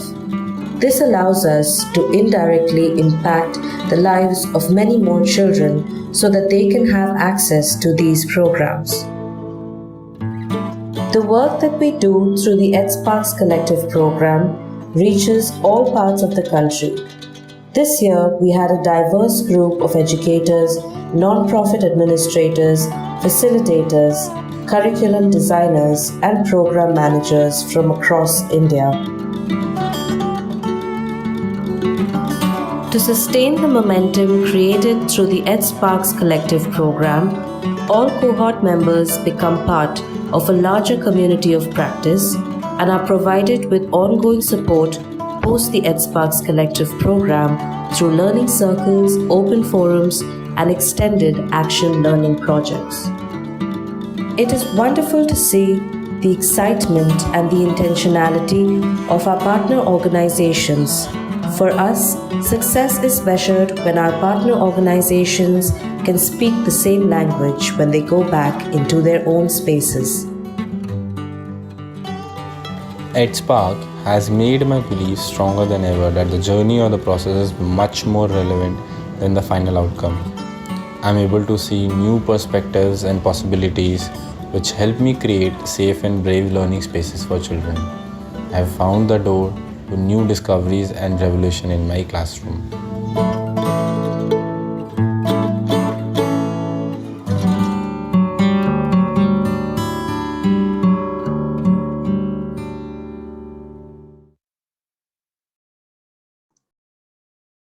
So I hope the video helped you all get a glimpse into the Professional Learning and Development Program. So that brings us to the end of the presentations for the day, and we will move on to the next segment, which is a moderated discussion on the topic of role of art in education with our guest speakers. So now I shall hand it over to Anu, our education and training lead, who will be moderating the discussion. So Anu, over to you.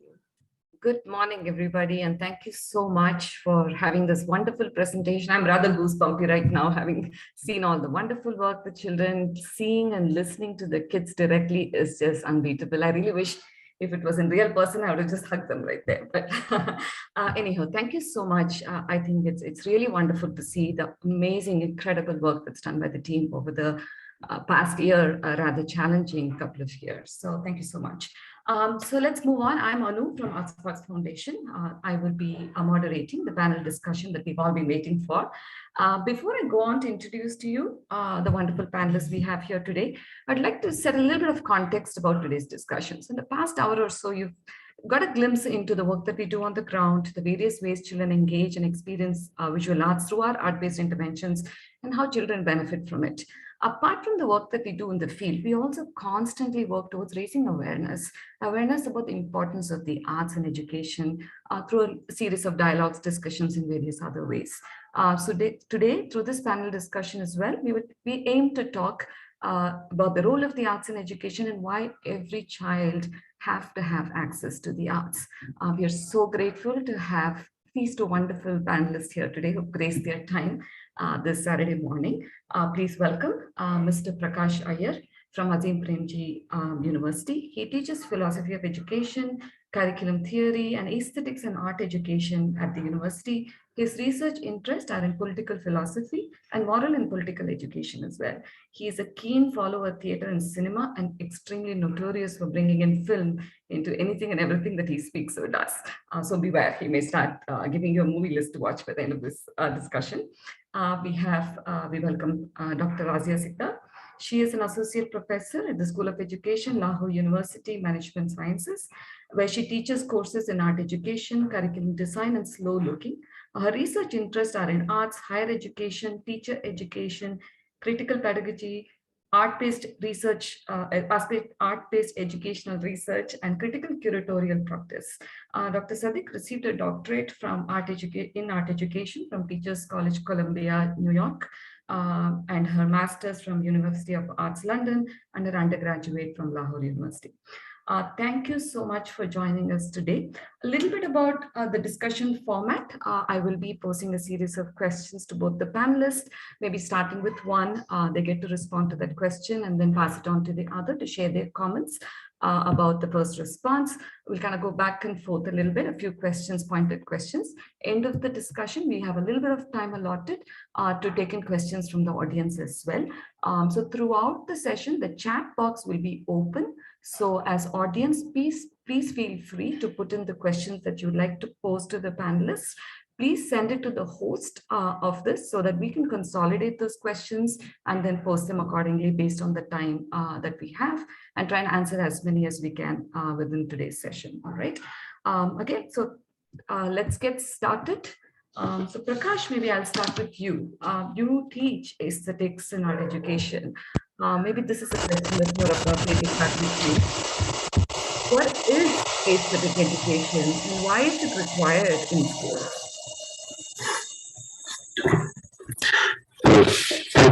Thank you everyone for Hear you clearly, Prakash. Okay. Is it clear now? No. Okay, give me a second. This happens.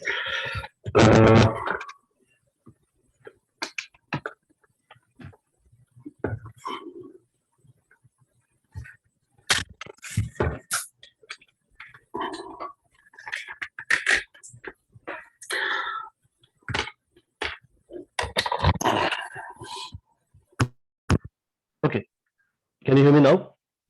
Yes. Okay. Sorry, this happens all the time.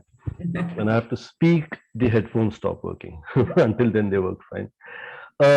So yeah, thanks a lot, everyone, and thanks everyone for agreeing to listen to me today.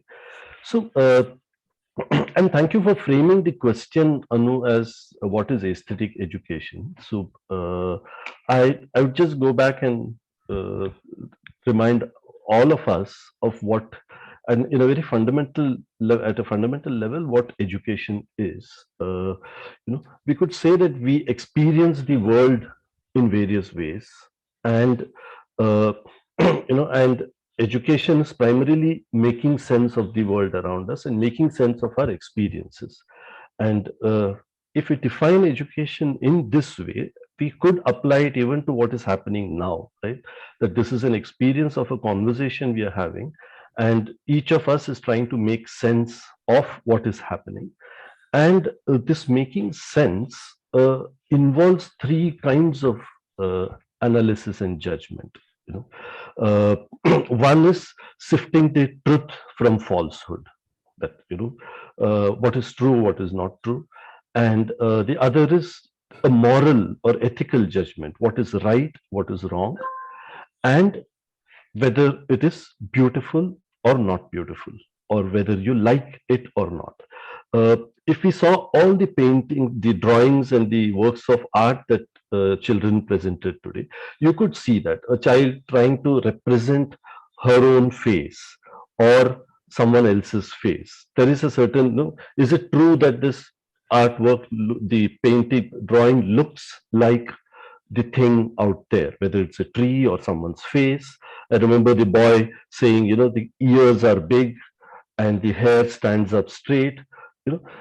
Even in that description, there is a truth and falsehood, right? That the boy was trying to say it is true that when I go through this, my hair stands up.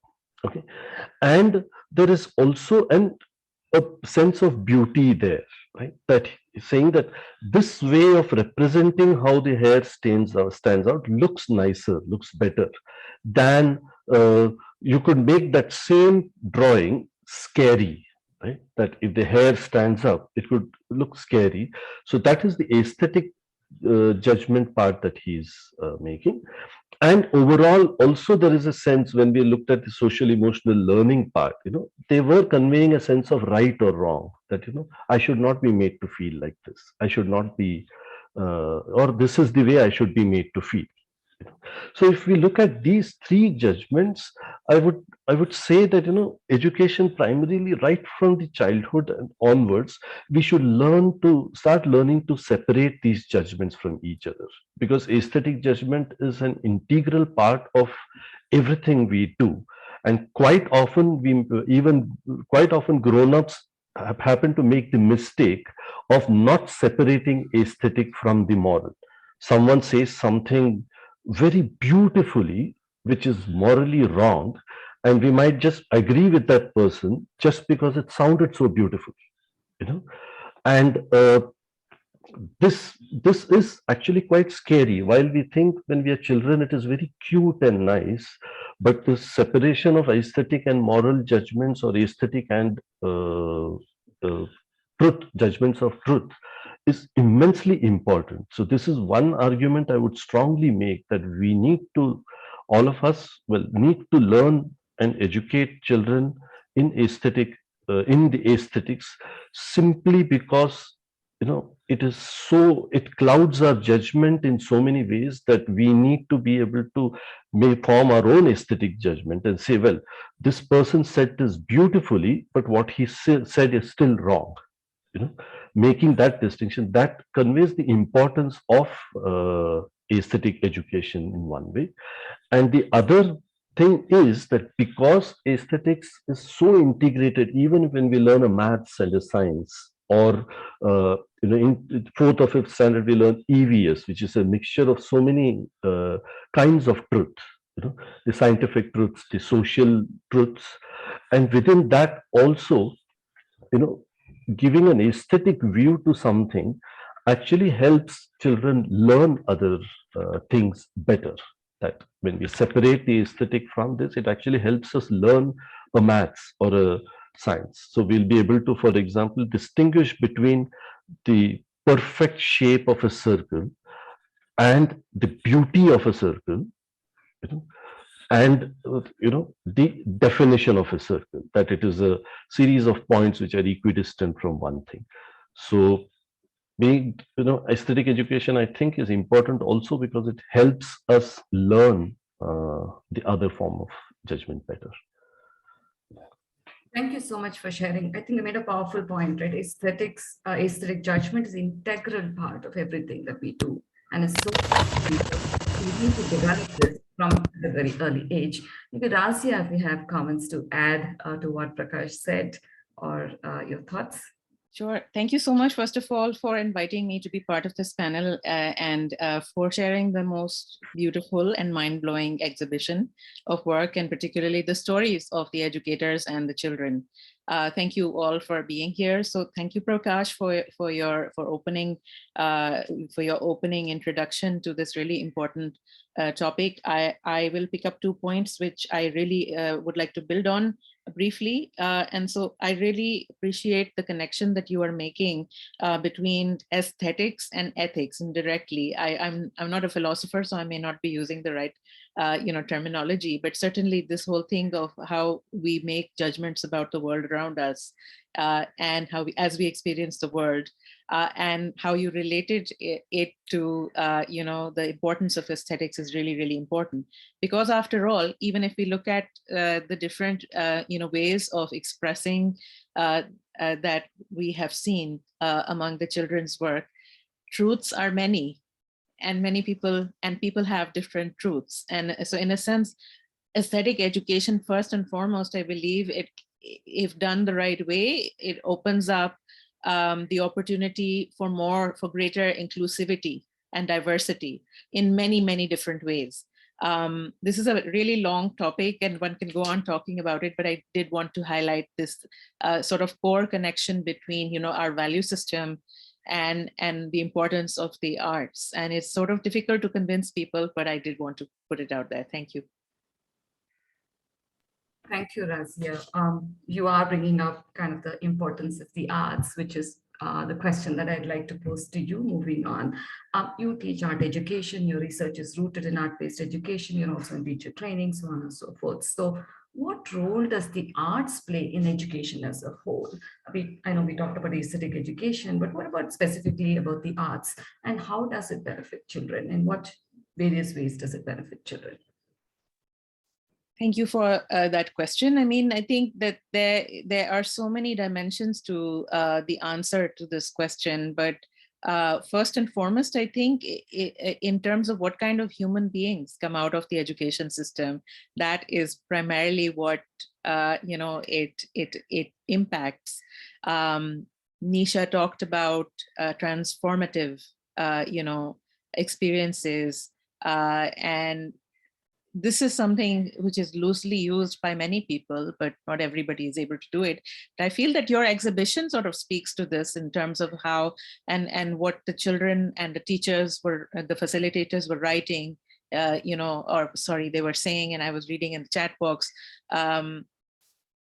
Over there, how they showed, for example, or shared how they were solving different kinds of technical problems, but they were also addressing how they, for example, the project with feelings.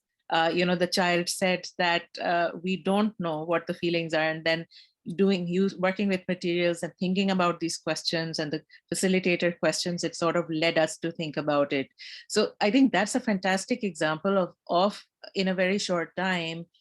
Obviously it won't happen just once, and it has to be sustained, but essentially that's a really great example of the very, very powerful potential of the arts to transform us as human beings, to form us as human beings, particularly from childhood to adulthood, and I think beyond also. So that's one example. I mean, I think the other thing that I would go back to the exhibition, the other thing that we can see, which is very much part of the it should be part of the education experience, but is largely missing in everywhere, is joy. Joyfulness. I mean, why is joy separated from education? Education should be joyful in order to be impactful. So that's one thing. I sort of don't want to kind of talk so much about using the arts to teach other subjects so much, because that's it has its value, but I think I would still like to highlight how the ArtSparks project sort of forefronts the making and thinking about arts and working with materials. And that is such an exemplar of this fact that you, instead of like putting a little bit of art into everything, if you put it at the forefront, so many things will be addressed. So many, you know, understandings and competencies will be developed. I mean, like we saw that children were talking about lines and shapes and scale and all of those things. They're connected to mathematics. There were value judgments being made that is connected to ethics and civics and civic responsibility and so many things. They're talking about spaces, and they're talking about feelings. I mean, this is where the link between education and life gets activated, and that is one of the most important things. I'll stop there, and because time is important. Thank you so much, Razia. I think, I mean, I resonate with all of what you said.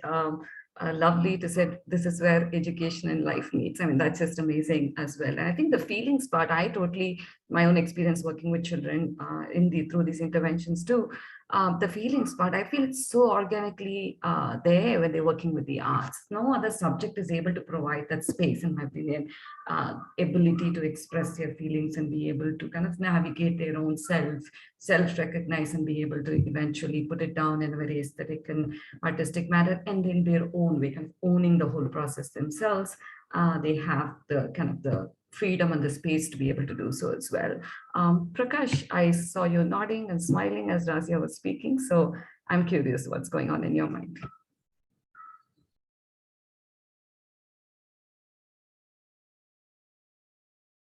You're on mute. No, I was smiling because there was a passing reference Razia made to, I don't want to talk about using art to teach other things. And I was smiling because I completely agree that when we look at art education in that way, we are reducing, taking away something from art education. I would just add to, maybe part of what I'm saying would be a translation of Anu and you, Razia, what you were saying about the expression of feelings, expression of emotions, which does get its space in other subject areas, but not in the sense wherein art education, feelings and emotions are primary, right? That aesthetics of any art, what it does to us is it evokes some feelings. That's why poetry moves us, and paintings move us. The effect is emotions, and I think what's important is, then I was listening to so many of the children speak so clearly about their emotions. Even the painting, the drawing did express it, but they were translating that using vocabulary, which I think is a very important part of art education. That that's one reason why I would say that art education, while it is integrated to any school curriculum, we should also have some art education separate as a separate subject, because looking at art and expressing what we feel gives us a certain vocabulary. That is the self-expression part. But I would also add one more thing, which goes back to what I was saying earlier about the National Curriculum Framework 2005 uses the phrase aesthetic gullibility. It also happens that we are all taught some definitions of what is beautiful, what is not. And whenever I teach this, my favorite example is Fair and Lovely. The cream, Fair and Lovely cream. That through those advertisements, we are subtly being told that fair is beautiful and dark is not. And well, I have suffered that through my childhood, and I'm sure so many people in the audience and so many Indians, not only Indians, well, across the world, I think, suffer from this. I think that is rooted in, this is one of the reasons, this is an example of aesthetic gullibility, that we are trained to learn that fair is beautiful, dark is not. Similarly, there are many other things that, if you see Amar Chitrakatha comics, the Asuras are drawn as dark and thick lips and hairy, and all those also are telling us this is ugly and this is not. The villains are shown in a certain way in movies. I think that leads to certain aesthetic gullibility, and we need to repair that through our education and through the curriculum by bringing, again, I would go back and say aesthetic education is the point, and we could use art as a means to develop aesthetic education. Yeah, I would stop there. Thank you so much, Prakash. A couple of points from both Razia and Prakash that you talked. You talked a little bit about thinking through the arts. I know we talked about the feelings and the emotion. What about the thinking? What about the cognitive processes that children go through when they engage in the arts? What happens then? And you talked a little bit about training to learn through these visuals that they're bombarded with, either through media or maybe images that they won't create, or the artworks that they encounter and the way they encounter the arts visually as well.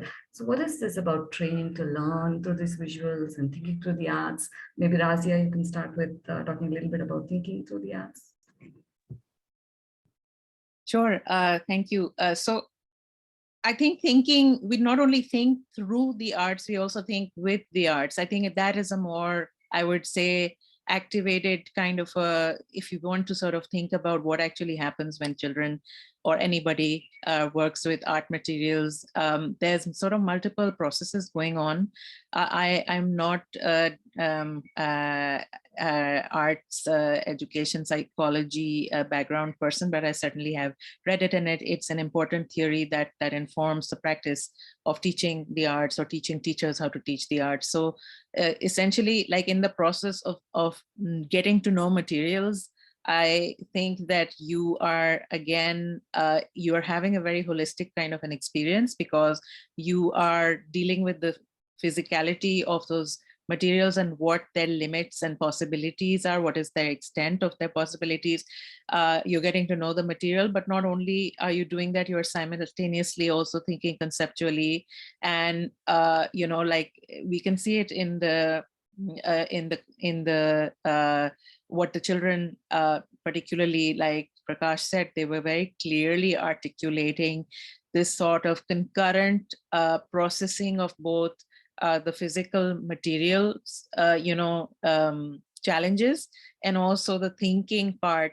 Okay, what is it that, I'm trying to say? What is it that I'm trying to put out there? So how am I trying to make my thinking visible through this material? And that's a really beautiful conversation, which I don't think that there is a formula for it. That is when, when people think that there is a formula for it, then they end up teaching art in a way where everybody's artwork looks the same. I saw again and again different facilitators saying that none of the children's artworks were the same, because it's being facilitated in a way where this conversation is happening in a very unique way. It is being given time. Clearly, I think the time is a really important factor. Most arts lessons are like barely 40, 50 minutes in all over, at least the places that I've worked in, including in North America and here in South Asia. So, how do you even, get to that complexity and allow for that diversity of expression? So I think that cognitively it's not isolated as a cognitive process. It is connected to the body, and I would say that cognition and affect or feelings and how we are feeling in the moment, all of it works together. Thank you, Razia. Prakash, would you like to add? I know you talked a little bit about thinking as training to learn as well. So where is this learning and art engagement connection that you see? You're on mute.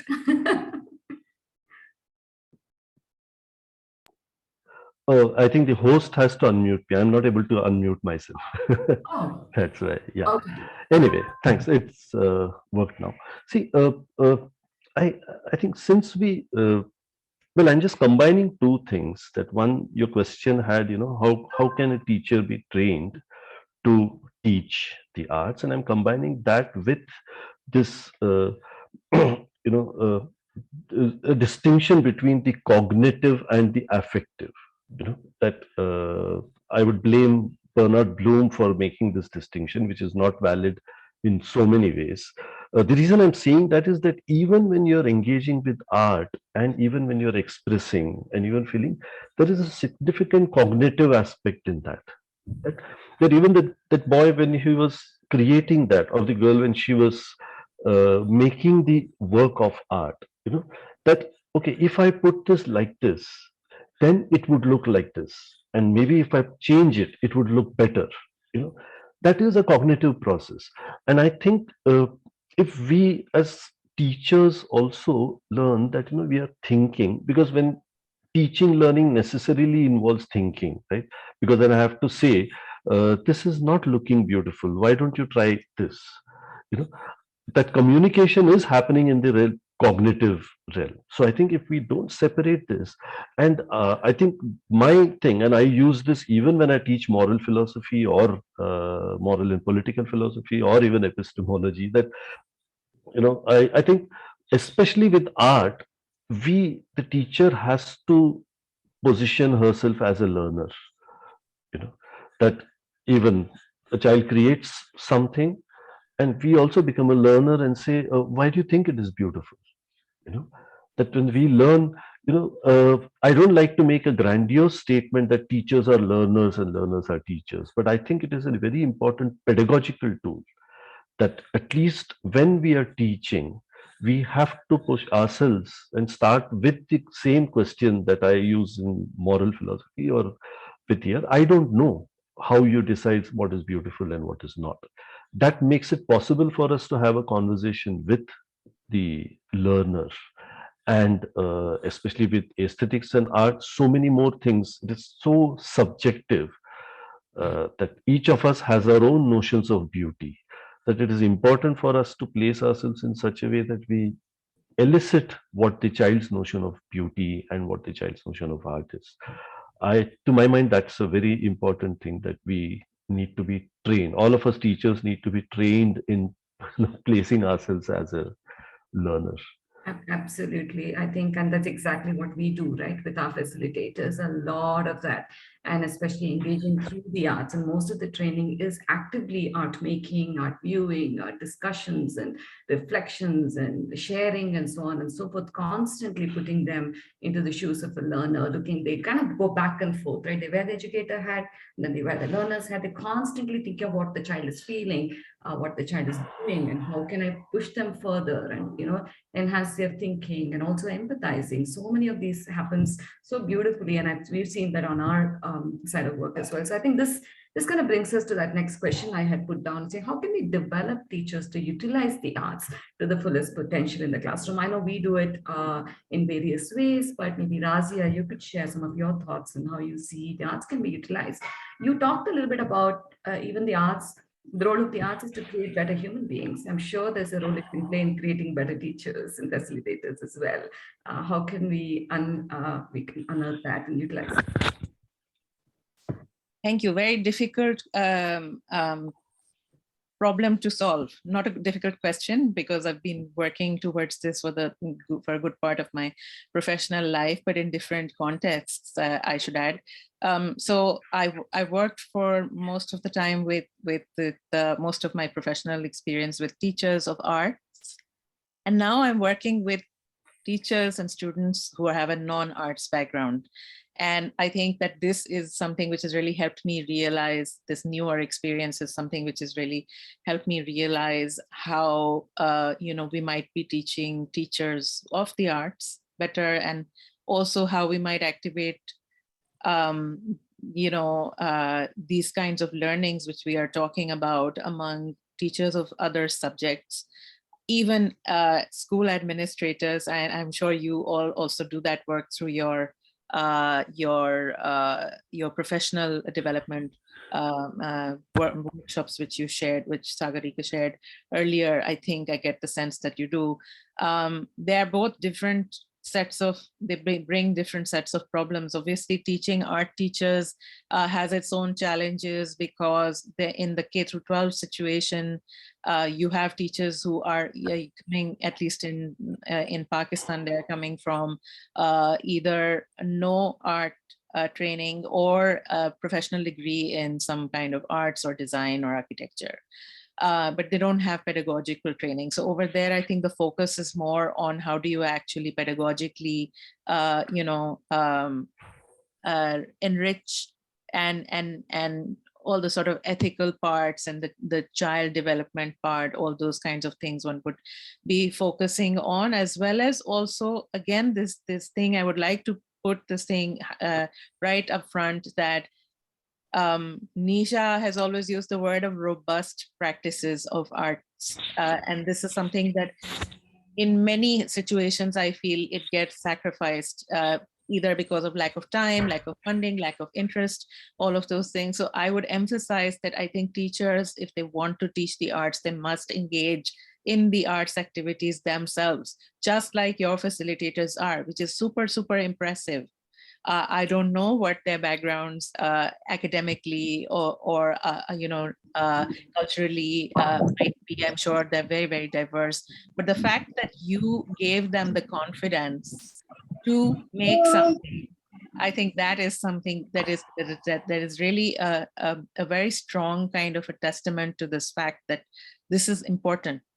Unless, I mean, this whole thing of becoming a learner, it's not just about like thinking from the child's perspective or informing yourself about how the child develops. It is also about what is the child going through as they make, or as they make and handle materials, as they experience the joyfulness of making something, or as they experience the challenges or difficulties of using a material or thinking about a topic. So I think that is first and foremost in mainstream sort of art as a subject teaching is really important. And similarly, I would extend that, and I haven't experimented with this, but I'm inspired by your practices that actually for non-arts teachers, also the making part, I would really say is really important. People have all sorts of assumptions that, okay, I can't draw a straight line. And so, that is something that we need to move beyond, that it is not important to be able to draw a straight line in order to get the benefits, so to speak, of the arts for your understanding. So there are many things you could do, but that is definitely it's something that I would really, really recommend. Thank you, Razia. I mean, when you said some people say I can't draw a straight line, a lot of our facilitators started with that exact same assumption, and you can see them now. So I think the work and their talking speaks for the work that the arts can, how powerful it can be in transformational processes, which we see on the ground every day. And so proud of our women, and of course upholding the arts to its highest degree possible in the space of developing teachers. Prakash, I know you work with the MA education program and so on and so forth. So how do you see the arts in developing teachers and becoming more effective facilitators in a classroom? I would actually kind of agree with what you're saying. I've been using that metaphor that I can't draw a straight line. And I know I'm very clear that I use it as a metaphor for the fact that I'm very bad at painting, and I really am, also probably because I don't care much about painting as much as I do about other forms of art. But that's besides the point. I was just thinking that, if I connect the same 2 points that I made until now, that one, clear separation between the aesthetic and the ethical and epistemic, as we call truth, and that everything has a cognitive process in mind. And if I combine these two, I would think of teacher education quite differently. I'll just use that in 2 points, that there might actually be a lot of merit in bringing art in order to teach various other subjects. So I would say even the mathematics teachers or the science teachers need to be trained or educated in bringing art into that. Even if we do use a movie, a scene from a movie, to teach moral education. I do that a lot. Every time I do talk about ethics and education, I do bring that. And I think it's very important for me as an educator to learn how art could contribute to my pedagogical method inside a class. Because what I'm doing when I bring a scene from a movie, and which has very complex moral dilemmas, I'm actually bringing that experience into the class. That because we all experience art, whereas if I gave a trolley problem, or no, this is one of those famous, or case study, my engagement with that is cognitive. Whereas with art, it is an experience. So I go through all that the character in the movie, or the character in a story, or a person in a painting is going through. And that through that feeling, I would raise the moral questions so that I don't make morality cognitive. And I think similarly it applies to math, science, and various other things. And it's important, I think, to bring artworks in a science classroom as much as we do in the art education. This is one part. And the second, I think, is the popular when we think of learning art education, if you're teaching art education itself, that there is, I don't know if there is enough work done in relation to art. Most other subject areas, there is almost an area of that of teacher education which is called pedagogical content knowledge, which the basic idea is that this is the content of the subject.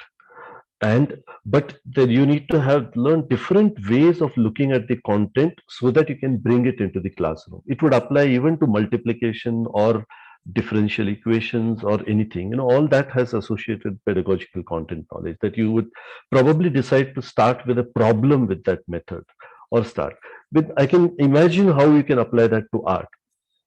That what is wrong about this painting, what is bad about this painting, or why is this sculpture not as beautiful as this sculpture.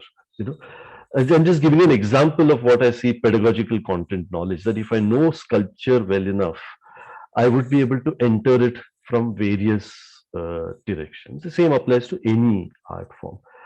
I think that is as important in teacher education, pedagogical content knowledge for arts.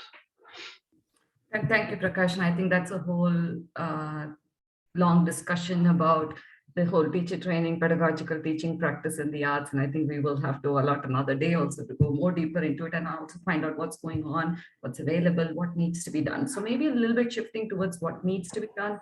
The arts right now, the place it holds in curriculum. I know in the government schools, children don't even get an art class, as part of the curriculum. It's just not there. So where is the place of the arts in terms of curriculum, and how can it attain the same status as all other subjects and have its kind of a rightful position, if you will? I know you also mentioned that engaging the arts itself purely is critically important as much as it can be integrated with other subjects, but how do you see this arts position and curriculum within our context as well? Or maybe Razia can address it more in the worldwide context, and you can maybe talk a little bit about the Indian context as well. Yeah, I would start with speaking about the Indian context, that there's 2 points. One, in India, you have a national curriculum framework which informs all the curricula that boards develop, right? Whether it is CBSE or ICSE or anything. So there are 2 layers. There is some guidelines at the national level, and then there are actual curricula. So I would separate what is there in the curriculum from how the curriculum is implemented, which is what is happening in schools. If I make that separation and we look at the national curriculum framework, arts and education and its relationship with education has always been there in the national curriculum framework. There may be less or more emphasis, but there are clearly sections right from Kothari Commission report, which is in the 1950s, right to, like I was quoting from National Curriculum Framework 2005, because that's a principle, it is there. But that, I think, allows for the possibility that schools could develop curriculum in such a way that you could put art across subjects, all those fancy things that I spoke about earlier, that even using arts to say, there's nothing in the curriculum framework or anything that disallows you from using art to teach science, or using art to teach mathematics or anything. So I would say the reason I'm saying all this is that in terms of the way of thinking, it is there in the national curriculum framework or but in reality, we know that it is not there, either in the curriculum itself, that there are attempts to put it as a separate subject. Some boards do it, most boards don't do it. And even if it is, schools, when they implement it, they give lesser importance to art. And I think that is a socio-cultural problem rather than the problem with the curriculum. That in general in society, art is not respected as much as a maths or a science. And today, humanities, say sociology or political science, is more respected in society than art. And the simple reason for that is any subject area is associated with vocations. That art में job जो मिलेगा उतना salary नहीं मिलेगा. All the word phrase struggling artists is norm across the world, not only in India. Artists are supposed to be the struggling ones, you know. And then some of us become some people become a Nasiruddin Shah or an Om Puri, but most others continue to remain struggling artists. So the reason I'm saying this is that it is as much a socio-cultural problem that in principle, the thing stops schools from using art in. And I think it's society and people who are not giving art the status, even the curriculum frameworks and policies seem to indicate that one should. That would be one response. The other part of my response is simpler, that I would say that, you know, we need to highlight these reasons. Well, I would just have a strategy to say that when we are talking to schools or anything, we should be all right with saying that art could be a very important, valuable means for you to teach learn your engineering and your mathematics, which will make you a better engineer. You know, and there's nothing wrong in this, right?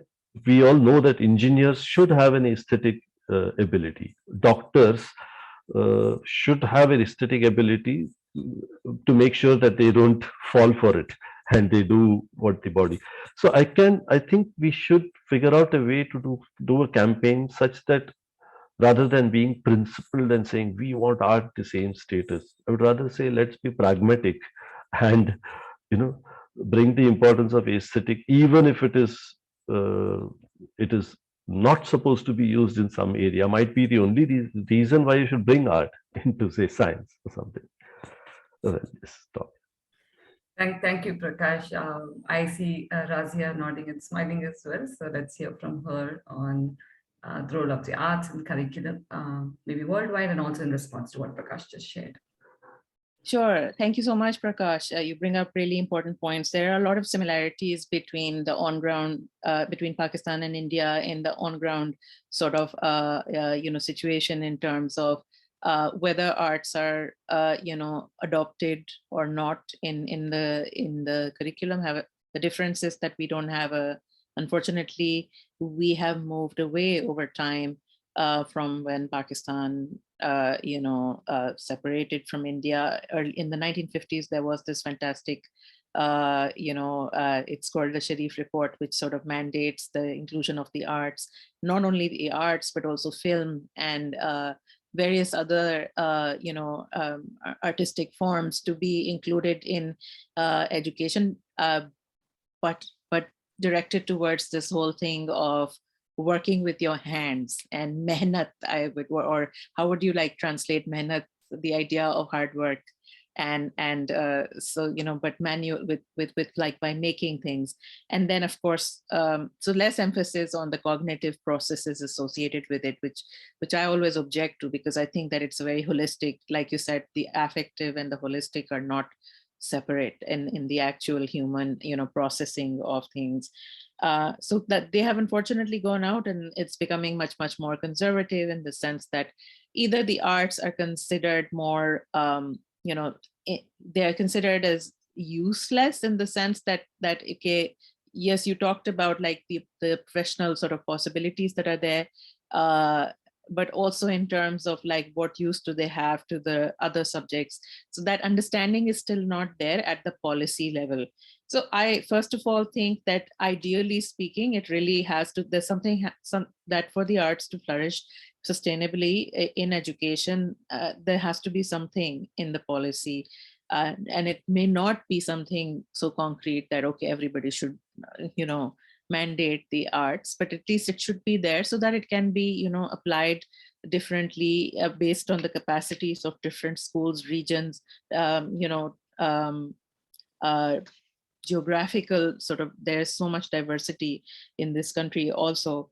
But I think that the other thing that also needs to inform policy and policy discussions, policy implementation, now I'm not talking about Pakistan necessarily, is research that is being done, in this area of the benefits of the arts for other subjects. So for example, there have been longitudinal studies on the benefits of learning art to mathematics learning. So I feel like these studies and this research needs to become much more visible and much more, we have to become more aware of it in the education community, wherever we are, in order to see the benefits. The other thing, which I'd like to go back to your earlier point when Prakash, when you said that you also think that like a science student should know about a painting. So I would absolutely agree with that, that I think that arts is not just making, but also contemplating and talking about, and it's given different names and there are different ways of doing that. But for example, visual thinking strategies is something that is used in the education of nurses and doctors a lot in North America, where you essentially sit in front of a painting and you observe it. And it is purely based on the goal of it is to actually improve the observation, powers of the students. I'm doing some of this kind of work now. As I said, I am working with teachers and education policy, people who are being trained for educational development, or people who will end up working in NGOs of education or in the government sector. And then also undergraduate students from all over the university, where, so I teach a course on slow looking, and these are all non-art subjects. And basically what I'm trying to do in that course is to slow down their observation, because we become so frantic and two-dimensional with this sort of whole sort of screen overload of screen time. So I'm digressing a little bit, but I do want to say that I think that what art is in education, that needs to also expand in our minds, and in order for moving forward. So for example, one of the things that comes up, coming back to the Pakistani context, one of the things or resistance that comes up when saying that we should introduce the arts, is that arts requires expensive materials. So in that situation, I think that one of the things that we need to open our minds to is that, okay, what are other ways? So can we not become more inclusive of like performance arts and visual arts becoming more sort of combined? And that's one thing. And like I said, the contemplation and discussion and analysis of images, not by the Western canon of how you analyze images, but just on a purely sort of a experiential learning kind of a level. So I think there's a lot of potential to develop those practices. What do you do to move into the future with this kind of restrictive environment in terms of curriculum, arts in the curriculum, like where I am in Pakistan? Well, I think that there are precedents outside of school education which give us a lot of food for thought. Initiatives like your own in the community arts education sector. There's very few, but some really fabulous ones. So, there's a non-profit, for example, that has been for the last 15, 20 years, they've been doing arts programming with films in public schools. They come and do these workshops. But I think, and then there's another one that does it with theater. There's another one that does it with reading books and making illustrations about stories. And so, but what they need is a sustainability plan. And in terms of, how impactful they might be on school education, that is something that will still sort of, it'll run into kind of resistance there. But the more, I feel that more community arts exemplars, the more they're available, the more sort of we have the power of convincing people, or really these precedents would convince people. It's really a show and tell that convinces people, doesn't it? Like it's not, you can't like theoretically mandate something. You have to show and tell.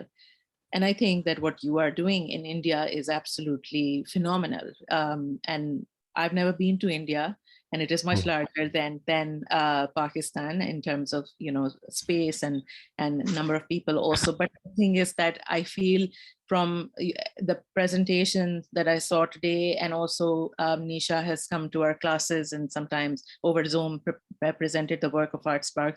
I feel that in a very short time, you have advocated, not only have you taught people things to do, but you have also advocated for the arts. And I feel that that sort of advocacy is probably going to come from outside policy circles. That is going to come from the community arts area, which I consider ArtSparks also to be in that category. So that's, I think, a very important element of moving forward, that independent units have to go on doing what they're doing despite resistance and show and tell.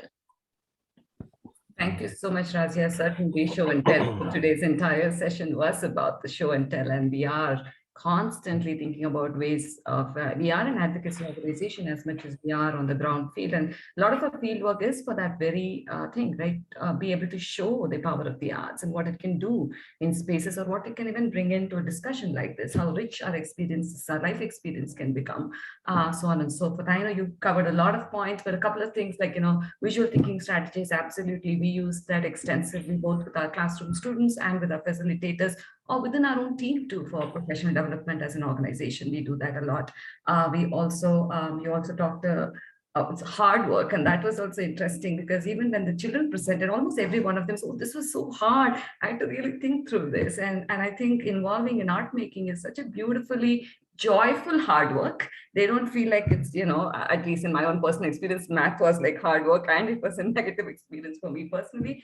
But when the arts, it's hard work, but it's never a negative experience. It's still somehow uplifting and somehow motivating organically.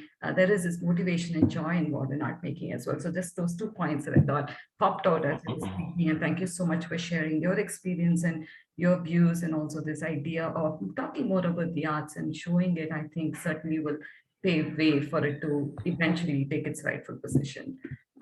Prakash, any closing thoughts before we move into a couple of questions coming in from the audience? Yes. Okay.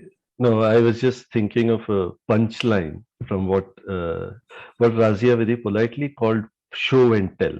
I would call it, what we need is a million mutinies. That I'm quoting Naipaul's, his description of India was, there is a million mutinies going on.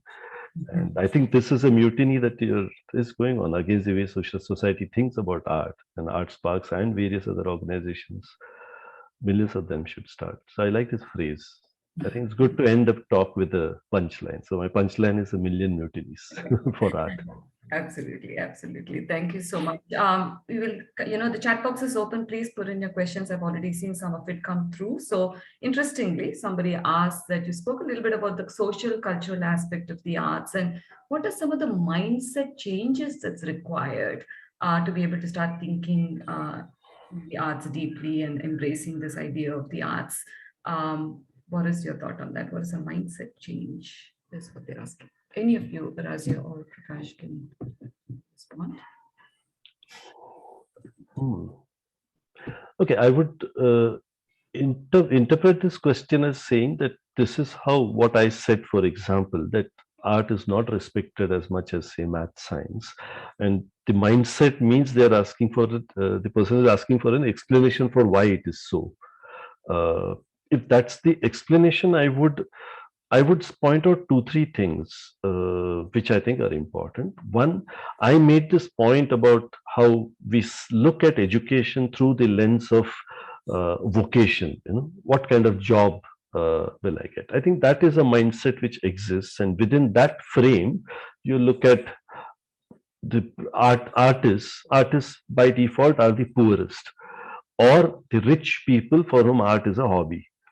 Someone who can buy an M.F. Hussain painting for 2 crores or 5 crores, or a Picasso for God knows how much money, or it is struggling artists. I think that is part of the mindset. That's an explanation. But I would add 2 other important things. I think that one is, I think over time, what has happened is that I think art, because it has been sidelined, we can speak for formal education in India, official education only, it has a history of just 100 130 years. It started in 1860s and all that. But even before that, I think artists has always been the periphery of reality, which leads to this thing of explanation, I think, of seeing art as less important. It is when you have the spare time, when you have fun, and when you're learning science or maths or something, it's almost like the aesthetic judgment is seen as something that interferes with your learning of science and maths. I think that is one mindset which needs to be changed, and I think most of what we spoke today is that.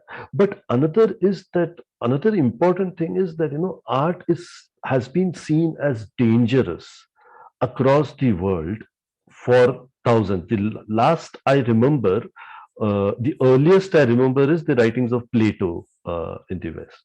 He was very suspicious and he had serious problems with using art because it appeals to the emotions and not to reason. And you see signs of that even today, right?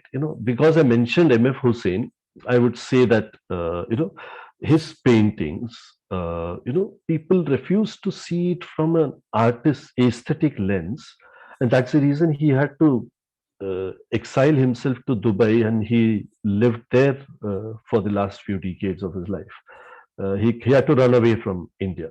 You look at Salman Rushdie across the world, the same thing, that if you look at the satanic verses as a work of art, where he's raising a question. So this whole view to art and artists as being dangerous, I think continues to be there. So long as there is sweet and nice and beautiful things, we are all happy. The moment they start bringing difficult questions, they are the ones targeted. I think this is a mindset which will only change if all of us learn to see art for what it is, and not the artist. I think that's the difference I would make, that we all should train ourselves to look at the art and not the artist, and see what is there in that that is valuable. All right, thank you, Prakash. I have one more question. I know we're a little short on time, so maybe this one more question. Our society seems to be encouraging more individual excellence and brilliance. Art education, in fact, also fosters collaboration and teamwork. Your comments? Razia, I see your reaction. Yeah. So what exactly is the question, that art education fosters collaboration? Collaboration, yeah. So doesn't it foster collaboration and teamwork as well, but somehow society seems to be encouraging more individual excellence and brilliance, is the general sense. I mean, I think that if you're looking at the Indian and Pakistani art scene from the artist's production point of view, then obviously, I mean, it is going to look like that it is. I'm not sure how the question was meant, but I'm interpreting it that way. So maybe I'm wrong. But I feel that those artists, they are, of course, a very rich part of our sort of cultural production, and some of them have very important things to say, and they're saying them really well, but they are really the minority. I mean, I think the larger concern, so for example, I'll speak for Pakistan. I think that there's higher education in the arts is thriving much more. In fact, it's thriving, but then the majority sort of problem is actually addressing arts education at a younger level. And so in that sense, there's a lot of collaborative and teamwork potentials for children as they grow, but also for professional development in terms of like teacher communities that is not being tapped into. So in that sense, you could argue that in terms of arts education, at least in this country, there is a greater focus on higher education. But there are many reasons for that. I mean, primarily the reason is that there is no mandate and also an infrastructural problem. Private schools teach art, but they also many of them teach art, but they teach it also in a very limited way. They have their own problems.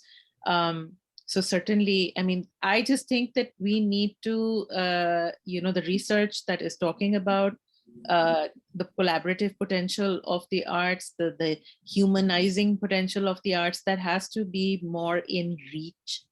It has to be more accessible to people who work in the education sector, it has to be translated perhaps into a more digestible form that, yes, you can do this. And in addition to, I would say, the independent sort of precedents like yours at ArtSparks, there also needs to be really some kind of, some kind of effort to make it more accessible, make that research more accessible, that okay, this here is how you can use it in a non sort of judgmental, in a non hierarchical way, that okay, we are here to teach you how to make the world better with the arts, not like that. So I think something much more collaborative in its delivery also. Absolutely, absolutely. I think collaboration is so organically possible when we engage. At least we see it when the kids, it is so more accepting to share and collaborate. They don't even realize they're actually doing a lot of positive collaboration during art making. It just becomes second nature. And it's just beautiful to see our children embrace this idea of collaborating and respecting each other and growing as a group and becoming better human beings. Certainly we aim to do that through our interventions. Thank you so much. I know I ran over a little bit of time, fascinating discussions with both of you, very rich discussions, and thank you so much for sharing your thoughts and views. If there are more questions coming in, I will certainly send them out to you and see if you can get those responses passed back to the audience as well. Thank you again for joining us today, and it was lovely. I will pass it back to one of my colleagues who will pick it up from here. Thank you. Thank you, Anu, Razia, and Prakash. I think it's a very enjoyable discussion. And thank you for being here with us today for that. And finally, we have our program coordinator, Mr. Satya Narayana, to give a word of thanks to end our annual exhibition on a grateful note. So, Satya. Thank you, Sagarika. Hi, everybody. Good afternoon. I'm Satya Narayana, working as the program coordinator at ArtSparks Foundation. Firstly, I extend my hearty thanks to our donors, Wipro, Bosch, Verifone, Hindustan Unilever Limited, and other individual donors for their continuous support.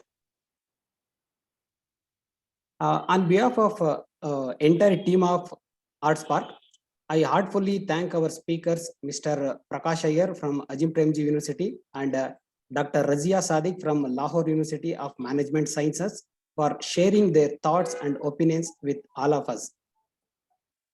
I would also like to take this opportunity to express my deep regards to our government schools, HMs and teachers and parents for their constant support. I would further extend the hearty thanks to our champions of change, our dedicated facilitators for their hard work and efforts in engaging children throughout the year. I also want to thank the volunteers Veda, Shaurya, Juhi, Mahima and Mr. Saurav for their effort in making these videos. Last but not least, my sincere thanks to all the participants for being part of this event. Thank you very much. Thank you. Thank you so much. Thank you. Thank you. Thank you, Prakash and Razia as well. Thank you so much for being Thank here you. and sharing so many things with us.